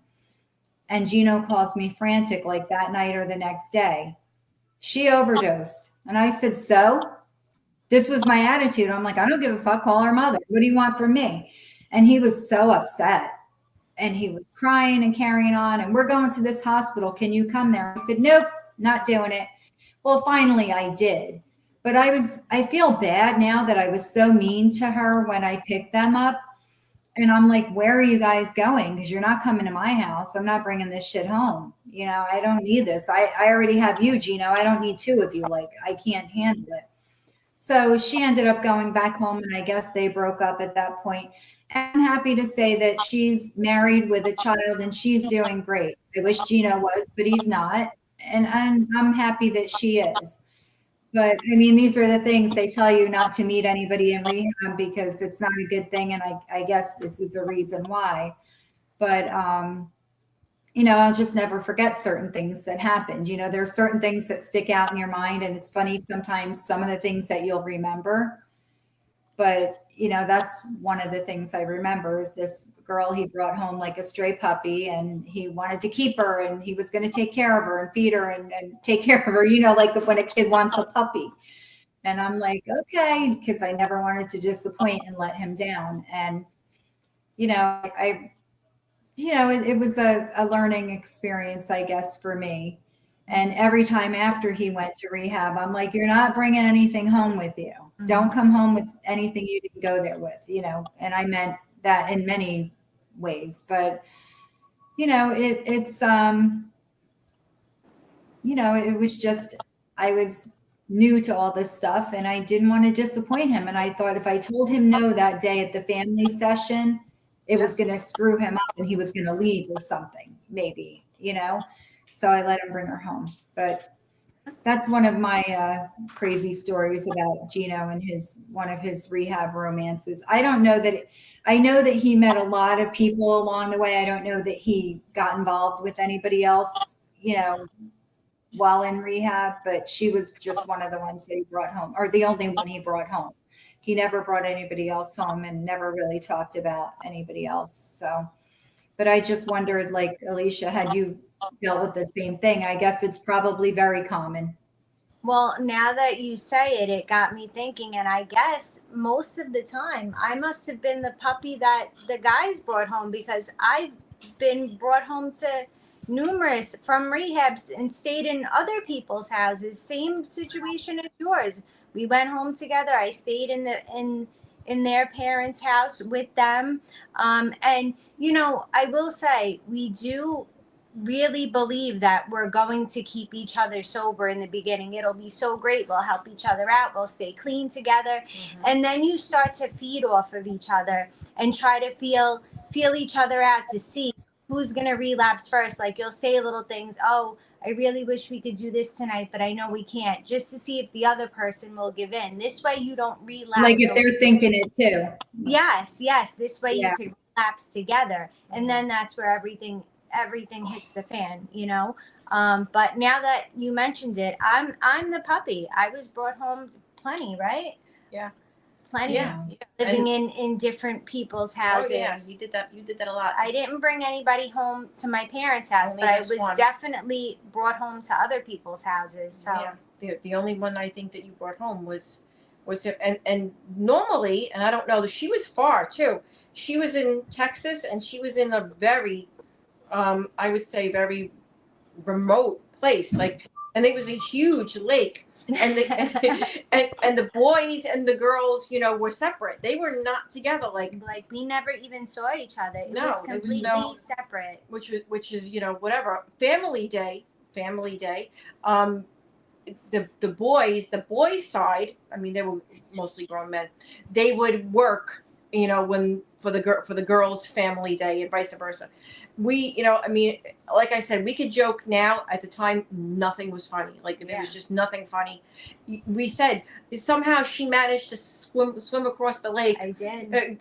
She managed to get through the crocodiles and whatever it is, get across and managed to find And and get pregnant. And then of course they kicked her right out the door. So she came home and brought him. I came home by myself. He followed a month later. I came home alone. He followed. Yeah, well, there he was. Yeah. So, which is pretty funny now about it. I mean, not really, but You know, you always got to worry about these sober livings. That one happened to be a really nice one, but The rehab was the amazing. rehab The amazing. sober living was lax on the rules. That's another thing. That these sober livings and halfway houses, you know, even They're not. You know, you're not a prisoner. You know, they want to.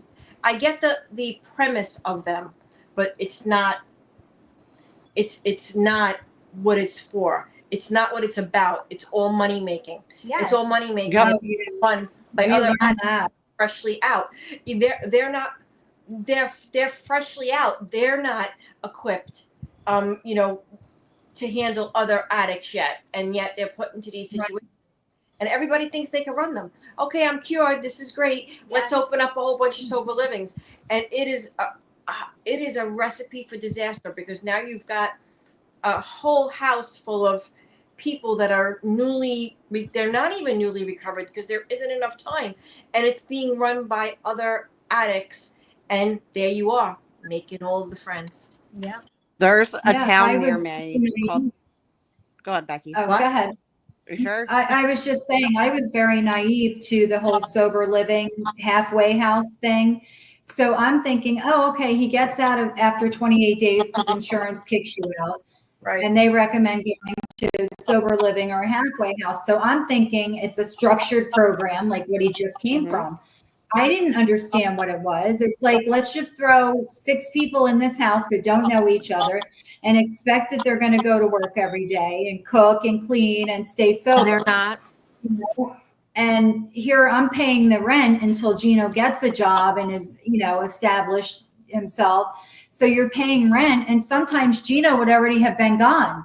And here they're still taking my money every week. And I'm thinking Gino's there until Gino calls and says, I need money. I'm out on the street. I'm like, well, I thought you were here or there. No, I had to leave, whatever, you know, and they kept all my stuff. You know how many times Gino left somewhere and didn't leave with anything, no clothes, no nothing. And this would happen so often. And I finally, you know, I don't know when I woke up, but realized these places are not equipped to deal with this. They're just a bunch of people just like Gino. That's right. And you're not, how are you going to succeed when everybody is in there and having just got out of treatment? You might have somebody who got out of treatment 2 weeks ago, somebody who got out 2 months ago, but nobody had a lot of time under their belt, and you don't know this. And, you know, so Gino would go from halfway house to halfway house. I'm sending Western Union to this guy, Western Union to that guy, because he moved and went to this other half. I'm like, oh my God, it was ridiculous. But I don't know if it's still that way or if things have improved. It is. No, it is. You know, Stealing. There's tons of stealing. They steal from each other. So your Western Union things, we're also sending stuff, right? Because she's got a list of things that she needs, and so you're sending it. And the other people, they don't necessarily have that, until they get on their feet, because they don't have a lot of people don't have their mommy and daddy covering their rent and their stuff, and until they get jobs. So then they were stealing things like detergent and cigarettes and shampoo. Right. And then there was drugs, like a ridiculous amount of drugs, because now you're allowed out. So they're going out and nothing's changed, because they're not getting, there's no continuing. So now you're out right. and Ready. there's nothing for you. Right. Maybe they're taking you to a meeting once a week, but there's nothing else. So you're right back out there. We had somebody who OD'd in a halfway house. And one of them, the employee was dealing the drugs. Yeah. So there why you go. wouldn't we stay there? Parents are paying the rent. We have a place to live. We're getting high, nice and safe. Everything's cigarettes, laundry detergents being sent, and the employee is dealing the drugs. Who's better than us? Yeah. It's horrible. It's just, I would have hoped that things improved now, but Not at I all. think, with everything, No. It's the same. horrible. It's all money. It's all a business, and these people have figured it. A lot of them have figured it out. A lot of them are addicts themselves, who have figured it out. But now other people that aren't even addicts are figuring out, and they're buying up all these little, all these, like in Florida, for instance, we know of someone who bought up like 3 or 4 of these little rundown bungalows in like a really crappy neighborhood, and that's what they were. They were these little things. And he was making, like, he had no problem saying it. He was making a ridiculous amount of money off of the families and off these kids. You don't need and no one much was to open supervising. up a sober living. No, nothing you at don't all. Need much. Just need a couple of other kids fresh out that are willing to supposedly supervise, but they're really not. You're really on your own. Mm-hmm.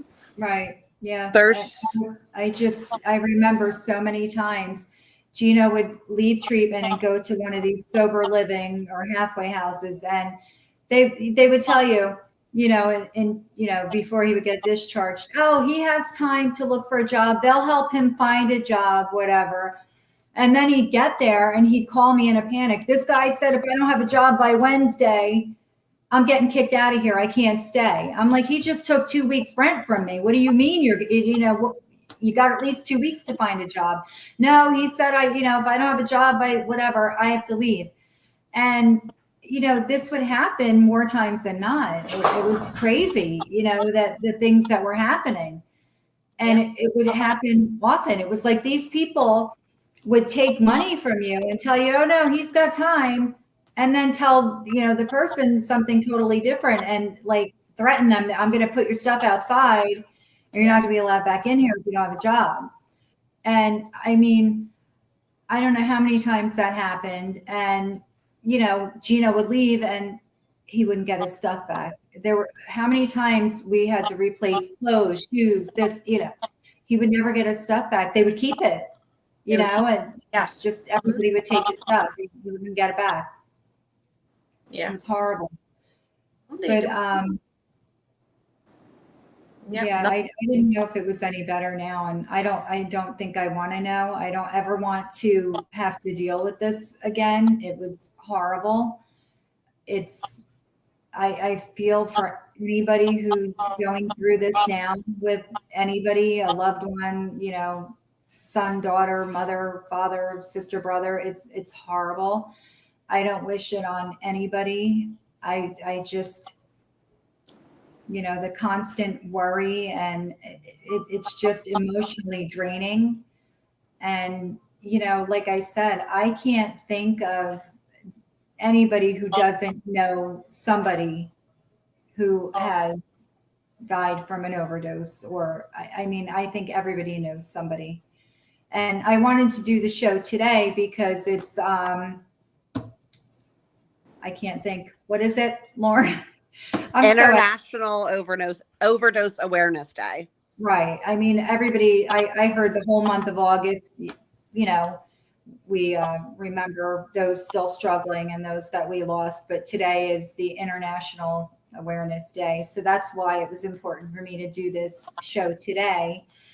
And, I don't just think of Gino on his birthday and, special occasions or, days like today. I have a little ritual I do every morning when I get in my car. I talk to him. I have 2 pictures that Lauren had printed out, and I have them stuck on the console of my car. And I have to touch each picture. And I touch my rosary hanging on my mirror. And I hold the cross and I talk to him. Sorry.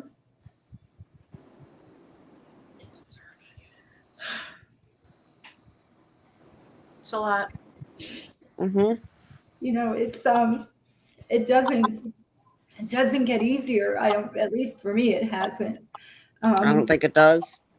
I wish he was still here. He should still be here. And I said a million times, though, at least now I don't have to worry about him. I know where he is.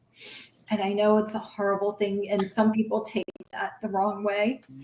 But, I don't have to worry anymore. He's safe. He's at peace. And I don't have to wonder, when I'm going to get that call. And, yeah, that was always my biggest fear. It's a horrible You would thing. always say you're not going to get that call. But then I got the call. I don't even remember calling people that night. I don't even, I just remember, it happened. I don't know at what time, but when I got woken up, I didn't realize that the police and paramedics had already been in my house working on him. And I run into my bathroom and get my Narcan and go running out. And they looked at me like I was a crazy woman. And the paramedics said, "Oh, you had Narcan here?" I'm like, "Yeah." And Gino's on the floor at this point. He's gray. I knew he was gone, but they were still working on him. And I just remember collapsing, and I'm like right next to him, and they didn't want me near him. I guess, they were still, and I just kept saying, is he coming back? Is he going to be okay? Is he breathing? And they finally made me go outside. And I guess, I don't know if I called anybody then or if I waited, but I just remember, I guess the medical examiner, the coroner, whoever came, and I watched them zip him up in that bag. And I ran in. I was looking through the window. I was sitting on the patio looking in, and I said, "Wait, I want to say goodbye." And I don't know what I was thinking, but I'm like, "What hospital are you taking him to?" And they just looked at me like I was crazy. I just assumed he was going to go to the hospital. I know it doesn't make much sense, but at the time it did. And I was going to go to the hospital, and they're like, "He's not going to the hospital." And like, it kind of set in then at that point, I'm like, wow, this really happened. Like, they just zipped that bag up and took him out of here, and he's not coming back, and it was just, I don't know. I don't remember the phone calls I made. I don't remember if I text Lauren, called her. I don't remember calling Gino's dad or anybody. I remember calling Gino's friend Jay, and Jay came to the house and sat with me as this was going on. But I don't remember anybody else. Bree reached out to me and said, "Can you call my mom?" And I was like, "Oh no," because normally you would just call me. Yeah, I remember I called you, and the first words out of your mouth, because I know you guys were waiting until I was done work to tell me, and you told me, and I just collapsed, and I just, the snot coming out of your nose. I was like, "I need to leave. Bye," and just left.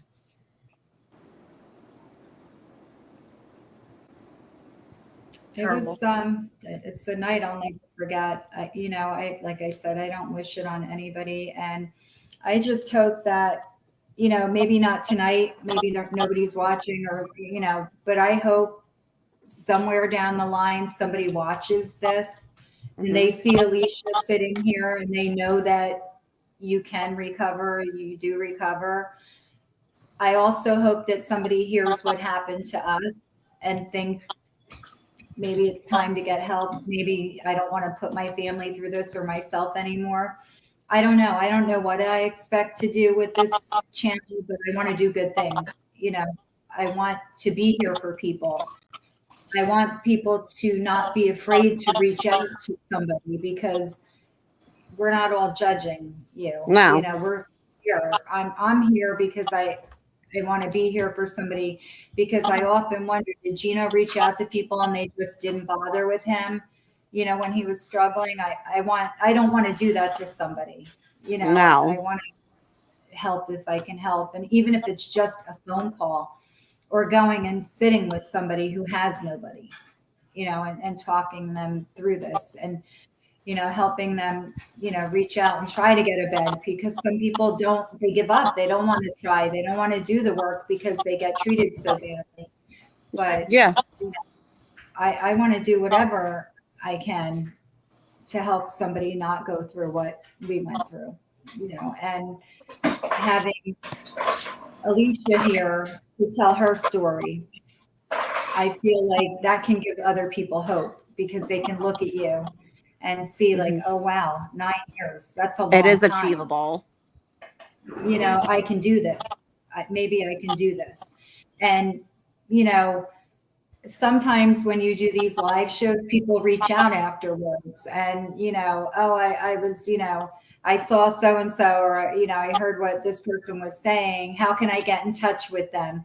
I never give anybody's information out. Obviously, I would reach out to you. I would get their information and reach out to you, Alicia, saying this person wants to know, like, how you did it. What do you do? Hmm. And it may be something, you can email back and forth to try to help this person, because I think that's what we're all here for. We all want to help. Having Lauren here, I wanted people to get the, to see, like, now today, Lauren, losing Gino, where does that leave you today? Do you sit and think, would we have been married? Would we be living together? Would we have kids? I'm Oh, sure that all these all things the go through time. your And then I see so many of my friends that either have a house, they're married, they have kids, and I'm like, I'm here alone. I don't want to date anyone because one, it's not Gino. Two, I know what it's like to lose the person you love, and it sucks. And I don't ever want to be put in that situation either. So I'm right. like, definitely standoffish. I mean, I can tell you the first year was the worst. I would go into the bathroom at work, cry for my hour lunch break as soon as I left. I would cry on my way home. I would cry like talking to my friends all the time. Now my friend's crying. Who's here? Pull yourself together. No, I felt alone because no one really understood it. I can't describe that type of pain that it felt like. I kept saying I just want physical pain because this is the worst pain ever. I started going to a grief group for people who lost their significant other under the age of 40. It just sucks and no one understands, because how many people lose someone when they're 29, like their significant other. It just sucks. Like, I remember 3 months after his death, I had to go to a wedding, and I'm like, great, now I have to pretend to be happy. Right. Or like announcements other people have. It's like, I'm happy for you, but I'm also envious of you. Right. And like when we first got on the live and I said to Alicia, I was glad she was here, and I got upset. I mean, I'm happy you're here, but it made me just wish Gina was here all the more. Do you know what I Yeah. don't know how to explain it, but I wish he was here. I'm glad you're here, and I mean that. And I just wish that Gina was sitting up here with us having this Yeah. conversation. I just, Well, I that's hate that he's not here. You just don't know. There's no reason to it on who gets to live and who doesn't. Mhm. Like, is it a luck thing, or is it? I'd like to say that I hit the lottery. I feel like I did. The opportunity that I got, most people will not get. But even aside, without that, if you really you have to want it. That's the thing, is you could do Right. as much praying as you possibly can do. If Gino wasn't ready, he wasn't ready, and it's only going to end two ways: either it's death, or it's you move forward and you get clean. But that's up to the individual, but it is possible. But if they're not ready, it's Mhm. not going to happen. And even Right. sometimes when they are ready, I know for me there were plenty of times where I thought I was ready, but you go back to these places and these things, and there's temptation, and even if it's not in front of you, there's things that can set off like these triggers in your head that make you go for it. It's an addiction. And I don't want to get into a debate on this, but for me, I feel like I was born with it. Drugs, shopping, smoking, anything, I take it to the extreme. It doesn't matter what it is. She's got to stop me. Facebook Marketplace, I couldn't stop myself. It's an addiction, you know. And you just, the person has to want it, and it's very, very hard. It's hard. Even now, all these years later, there's still days where it's extremely hard. I think about, using, like, everything would just go away in that moment. Everything, the stress, the struggle, would just be gone in a second. But now I think about the consequences, where I didn't think about that before. But now I'm strong enough to know the consequences if I pick up, what's gonna come after that. But in the beginning, don't. Right, the aftermath. I always say, Yeah. What's left in the aftermath? Like, Gino's gone, right? So in one hand, you're going, okay, I know where he is, but Right. now you guys have the aftermath. It's like, we're here. We're here in this. Now what? What do we do with this? Because Right. it's a no-win. When he was there, Yeah. you wanted that to be done. And now he's gone. It's still miserable. It's the aftermath, and I always say that it's like you're just caught in this aftermath that you can't that you're trying to now you guys have to recover from what the addict left behind. He's at right peace now. It's a and I have to tell her that all the time. I'm like, I know that you think this is only you, that you're only hurting you and you and you and you, but if you go, you're taking all of us right with you, because we're there anyway. We're all right there with you anyway. So we're not going to survive this. Like, there's no way. Gina, do you still worry about Alicia, thinking that she could relapse? And I hope this doesn't cause a problem asking that, but do you ever worry that it could happen? Yeah. And I have to, like, and sometimes I have to, like, say, my fear, I hope I'm not manifesting it. I'm so afraid. I'm so afraid all the time. I'm always watching. I'm always watching for any little thing. And I will question her patterns.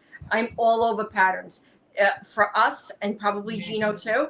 Like you said, you didn't see any patterns. You didn't see anything. So you thought maybe it was safe to go in the water this particular day. Right. And look what happened. I'm always looking. I'm always watching. And I will absolutely. So I go around her, I'll start asking, other people, one of my kids or my husband, what do you think? Like, I can't help it. I'm always watching, because I'm so afraid.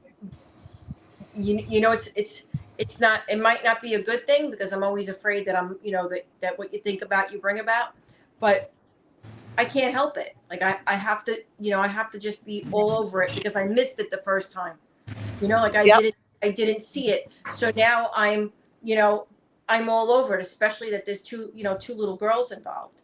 So yeah, I think about it all the time. I can't help it.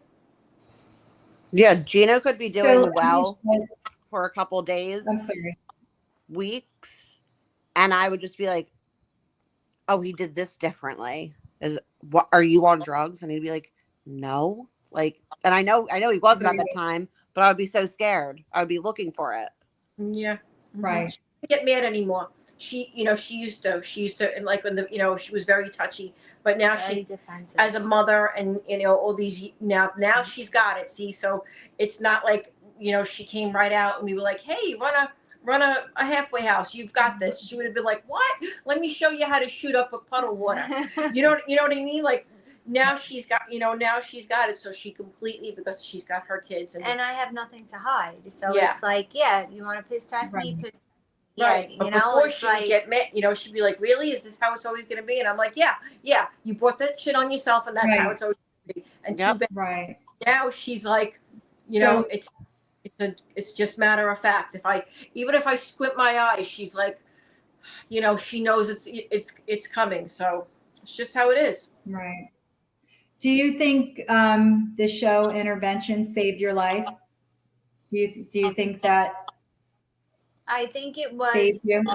It was very, very much a combination. I think that Intervention gave us gave us what we needed, what my parents were doing.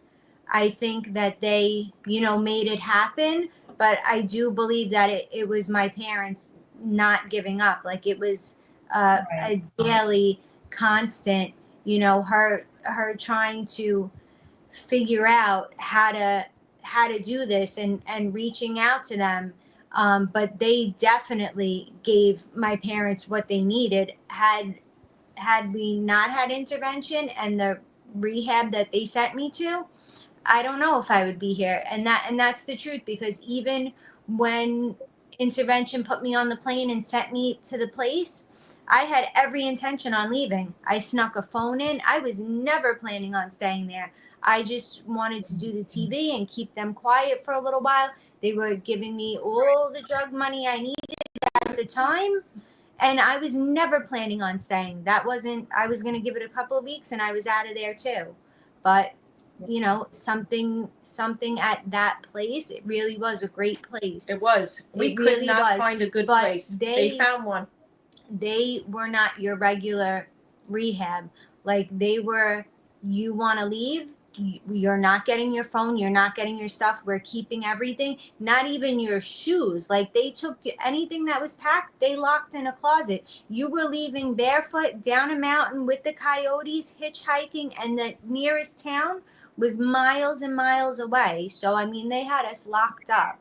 They weren't following the regular rules because they were a private place.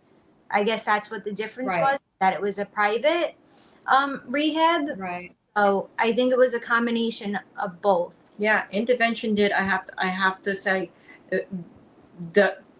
everybody that came was above and beyond, and they and it just goes to show you, right? It's not we couldn't find a decent place no matter what we did, no matter what we were paying, no matter where we were looking. We just couldn't get. They did. 51 rehabs and detoxes. 51 I've been to. Rehabs and yes, 51. So it's just one of those things. They had the resources and they found her. They just found her the perfect place. So I always give them credit. Yeah. I wonder, they need to, I feel like the show wanted you to succeed because they want to show, they don't want the outcome to be the opposite of you, because that wouldn't make them look good.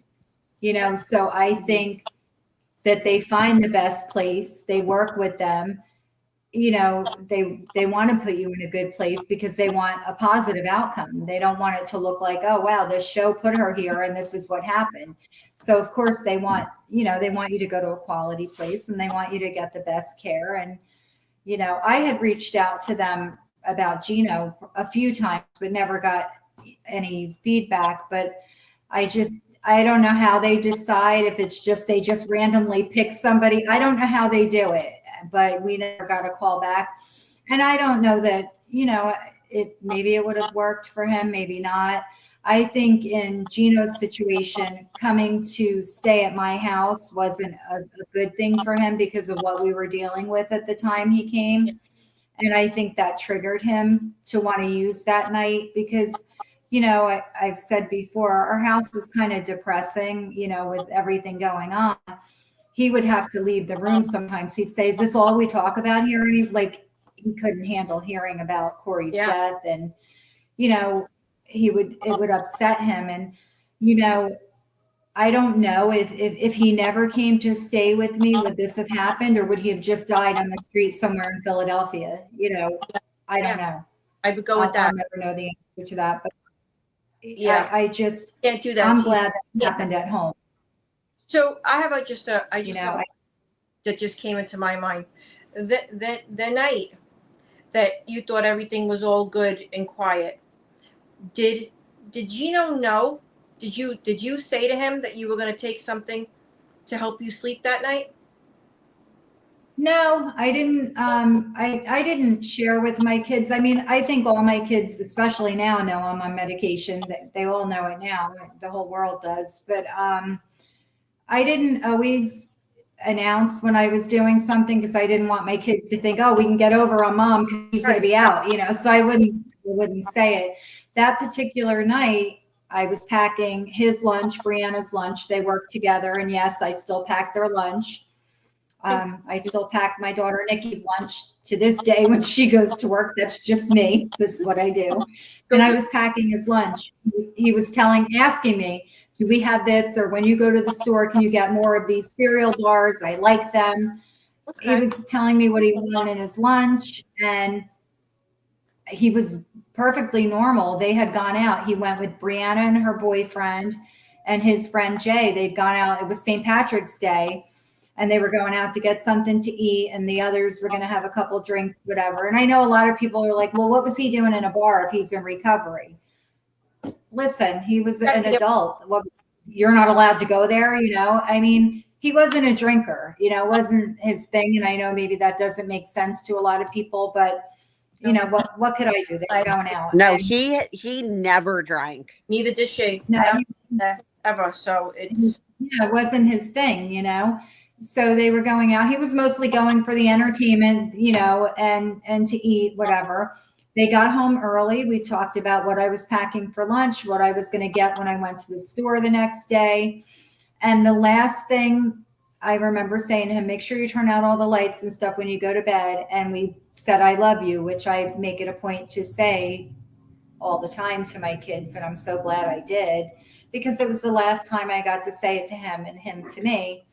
And, you know, I went in my room, I took that pill and I went to sleep, never thinking this was going to be the night. I felt good that night.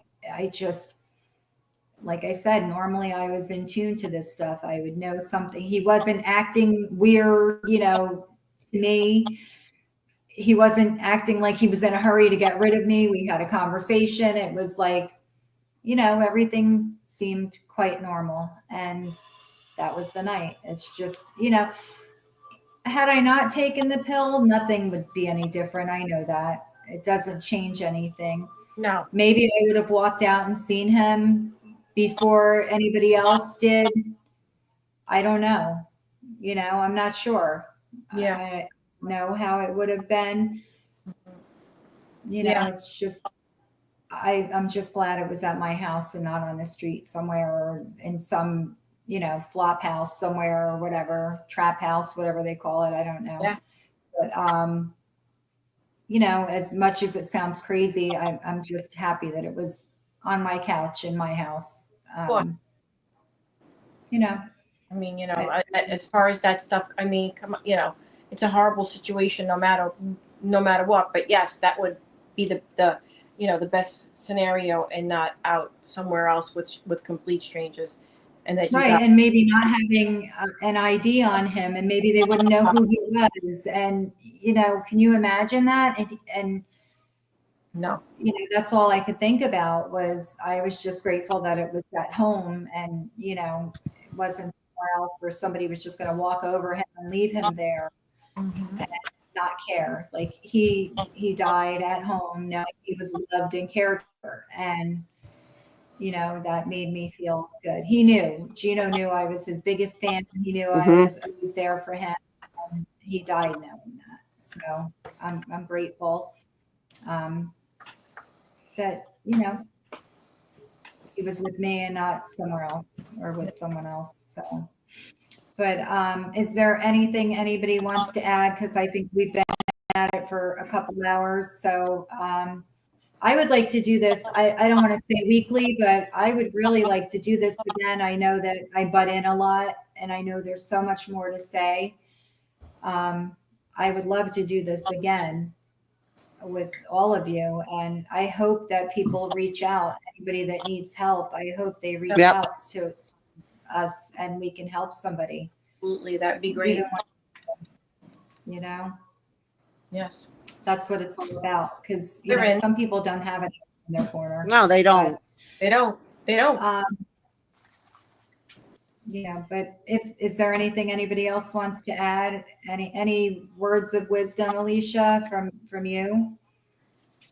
I don't know. Yeah, if you're struggling and you just, I mean, even if it's not the addict themselves, even just the family members, if you just need someone to talk to, just not someone to tell you what to do and give you advice, someone to just listen, to understand what you're going through, and you need someone to vent to, just reach out. We're here, even if the addict is not ready to, get help and just need someone to talk to. I'm here. People reach out to me when they see intervention all the time on Messenger, and I answer them. They just want to talk, and I try to do the best I can. So If we come out of hiding, if we come out of hiding, just imagine what we could do. If we can find each other and come out of hiding. people aren't Yeah. suffering. Gina, any words for any parents going through this? So I, for the parents that are going through this, it's a miserable experience for them, because not only do you feel blame, you feel like you're responsible. They're the ones going through it, and you feel like you deserve nothing because it's your child, and you feel. For me, I feel like a complete failure, because not only didn't I see it, but I wasn't sure what to do with it, so it was like a whole shit show, in the beginning, before I was able to pull my own head out of my ass. So I would say, don't. What I did was, because it wasn't that I was embarrassed of her. I wasn't. I hid for very different reasons. I hid because of the repercussions, because every time that I put my hand out, it got bit, or I got punished, or I got taken to court and stuff like that. So that's the reason why we just backed off and hid. I would say you keep trying. Don't hide in your house. Don't Keep trying. give Put it Right? out. Don't give up. Yeah, like fight. There's so many more things you could do now, like this. Like we're out here. This wasn't available. Nobody was saying shit. Everybody was acting like we Right. had the plague. So I would say, don't hide. Put it out there. Put it out there. Do it. Right. There's people Don't be embarrassed. there are people who care. There are. And Lauren, any words of advice to anybody dating or someone who's struggling? What's your advice? I think it's different with everybody, but what would you say? I think it's different for everyone. First, I want to say congratulations, Alicia, on your 9 years. Thank you. You're welcome. It's hard to really give advice from my point of view because it's so different for everyone. But there are people who will listen to you. My whole thing was, when I was going through all that, I didn't want advice. I just wanted someone, I refer to it as, sit in the dark with me. Yes. Just sit in the dark with me. I don't want advice. I just need to know that you're there. And through all of Gino's addiction, his ups and downs, I can confidently say that I know he loved me. And I take comfort in that. And I'm very grateful to have you in my life still, Becky. I'll very always grateful. Be here. I know you're stuck with me. No, having Lauren still in my life makes me feel like I still have Gino. Okay. Sorry. It's okay.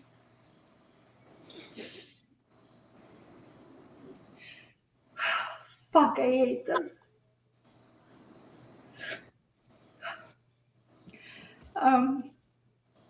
Just knowing that how much Gino loved Lauren, and just I can't imagine not talking to her, because it makes me feel like Gino's still here in a way, and we just share stories about him.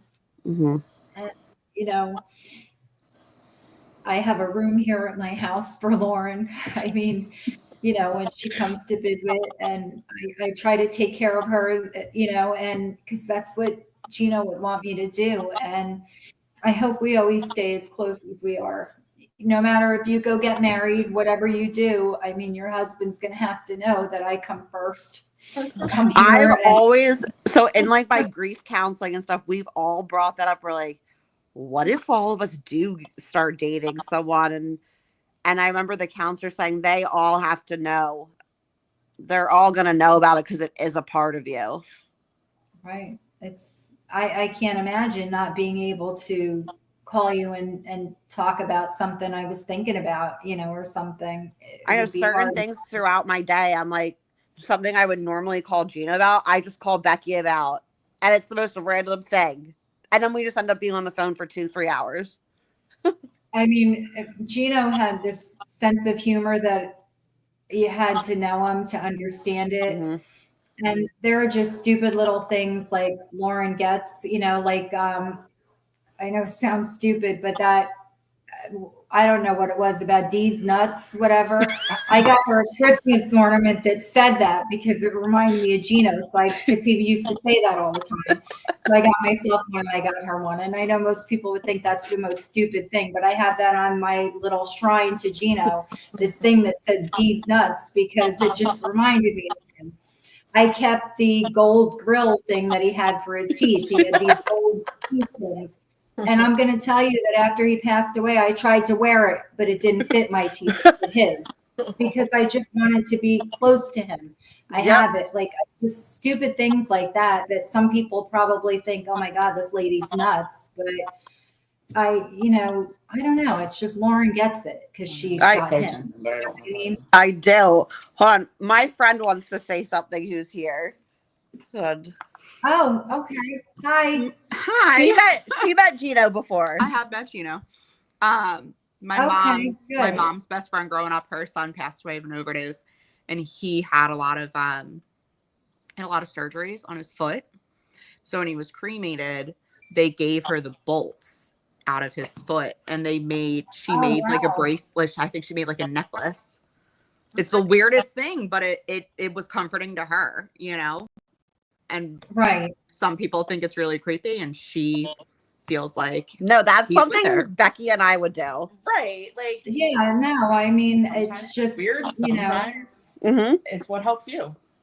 Yep. Yeah, everybody's different. And I think a lot of people, what they think is crazy might not work for them, but it worked for me and it continues to work for me. Like when I talk to him in my car, I don't know why I do it in the car. I guess because I have the pictures and the cross and the whatever. And I'm by myself, and I don't like for my other kids or anybody to see me upset. So I try to hide it, I guess, a little bit.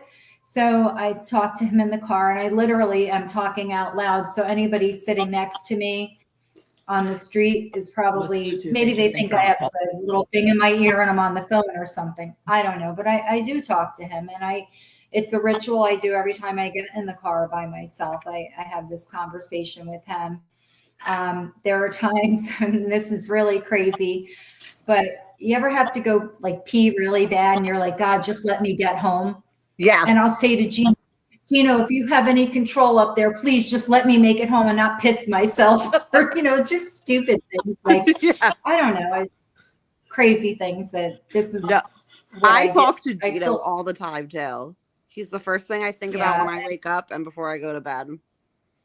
Yeah. And it's, I have comfort knowing he's with Corey now and he could take care of Corey, but I wish they were both here. Mm-hmm. But I do talk to him like I'm crazy. And I said, there's a lot of stupid things that I kept, I have his COVID vaccination card. Just stupid things that I have on display that a lot of people would probably have put away.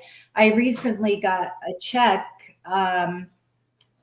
maybe an old bank account or something Gino had, and I guess they closed it out and sent a check for like $14 or something. That's on my shrine. I saved the check. I know it's just crazy things like that, but I couldn't throw it away or shred it or something. I needed to keep it. I have all of his old debit cards for bank accounts. Insurance cards. I can't part with things. I have his work boots, his sneakers, his clothes. I can't get rid of those things. And, I have after he passed, you let me come over and go through his clothes and stuff. And I have a section in my closet of his clothes. I took his Right. pickle boxers. I wear them sometimes. I'm like, I don't care. And you know, his younger sister, like Nikki, will wear some of Gino's t-shirts, and I made it a point to give his close friends something of his to remember him by.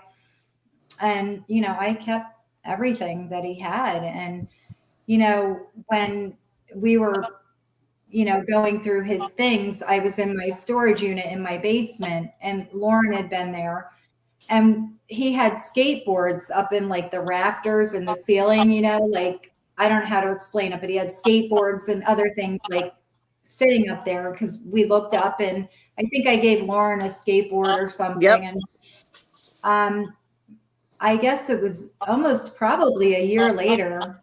I went back in that storage room, and something made me look up, and there was this little frog, a little ceramic frog up there that wasn't there when we had gone through the storage. And I'm like, right away, I called Lauren. I'm like, Gino's fucking with me.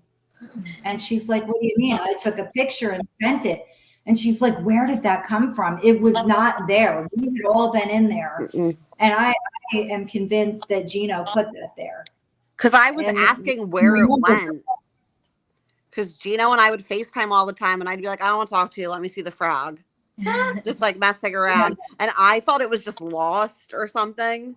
Wow. And it was just chilling up there on the rafters. Yeah, it ended up being there. So I'm like, oh, maybe that was, you know, Gino just screwing around with me. There's a lot of times things happen, and I think, you know, that it was him or, you know, Corey or something. And I guess you have to believe in that stuff to understand it. And some people don't believe in that, I do. you know, but I do. I do think he put that there just to get a laugh out of me, you know. But anyway, I know we said we were ending this, so I'm going to make sure I'm done. I'm sorry, I keep talking, but I am so grateful that all of you came here tonight to share your stories and put yourself out there, because a lot of people won't. And I want you to, Gina and Alicia, come out of hiding, make yourselves seen and heard, and let's do this for everybody else. Let's have more Alicias in the world and not so many Ginos. Yes. Yes. Let's do that. You know, we have to work for that. We have to help each other. But okay, I am going to let you guys off the hook now. We can all get out of here. Let's do this again, though. Thank Definitely. you for inviting do me that. on. Thank you for having us. So Bye. happy you guys came. Thank you. Thanks, everybody. Have a good night. And You too. anybody that was here with us, thank you all for bearing with us. I know it was a long show. I hope people see this, and I hope people reach out. But thanks, everyone, for all your support. Good night, everybody. All right. Bye. Bye-bye.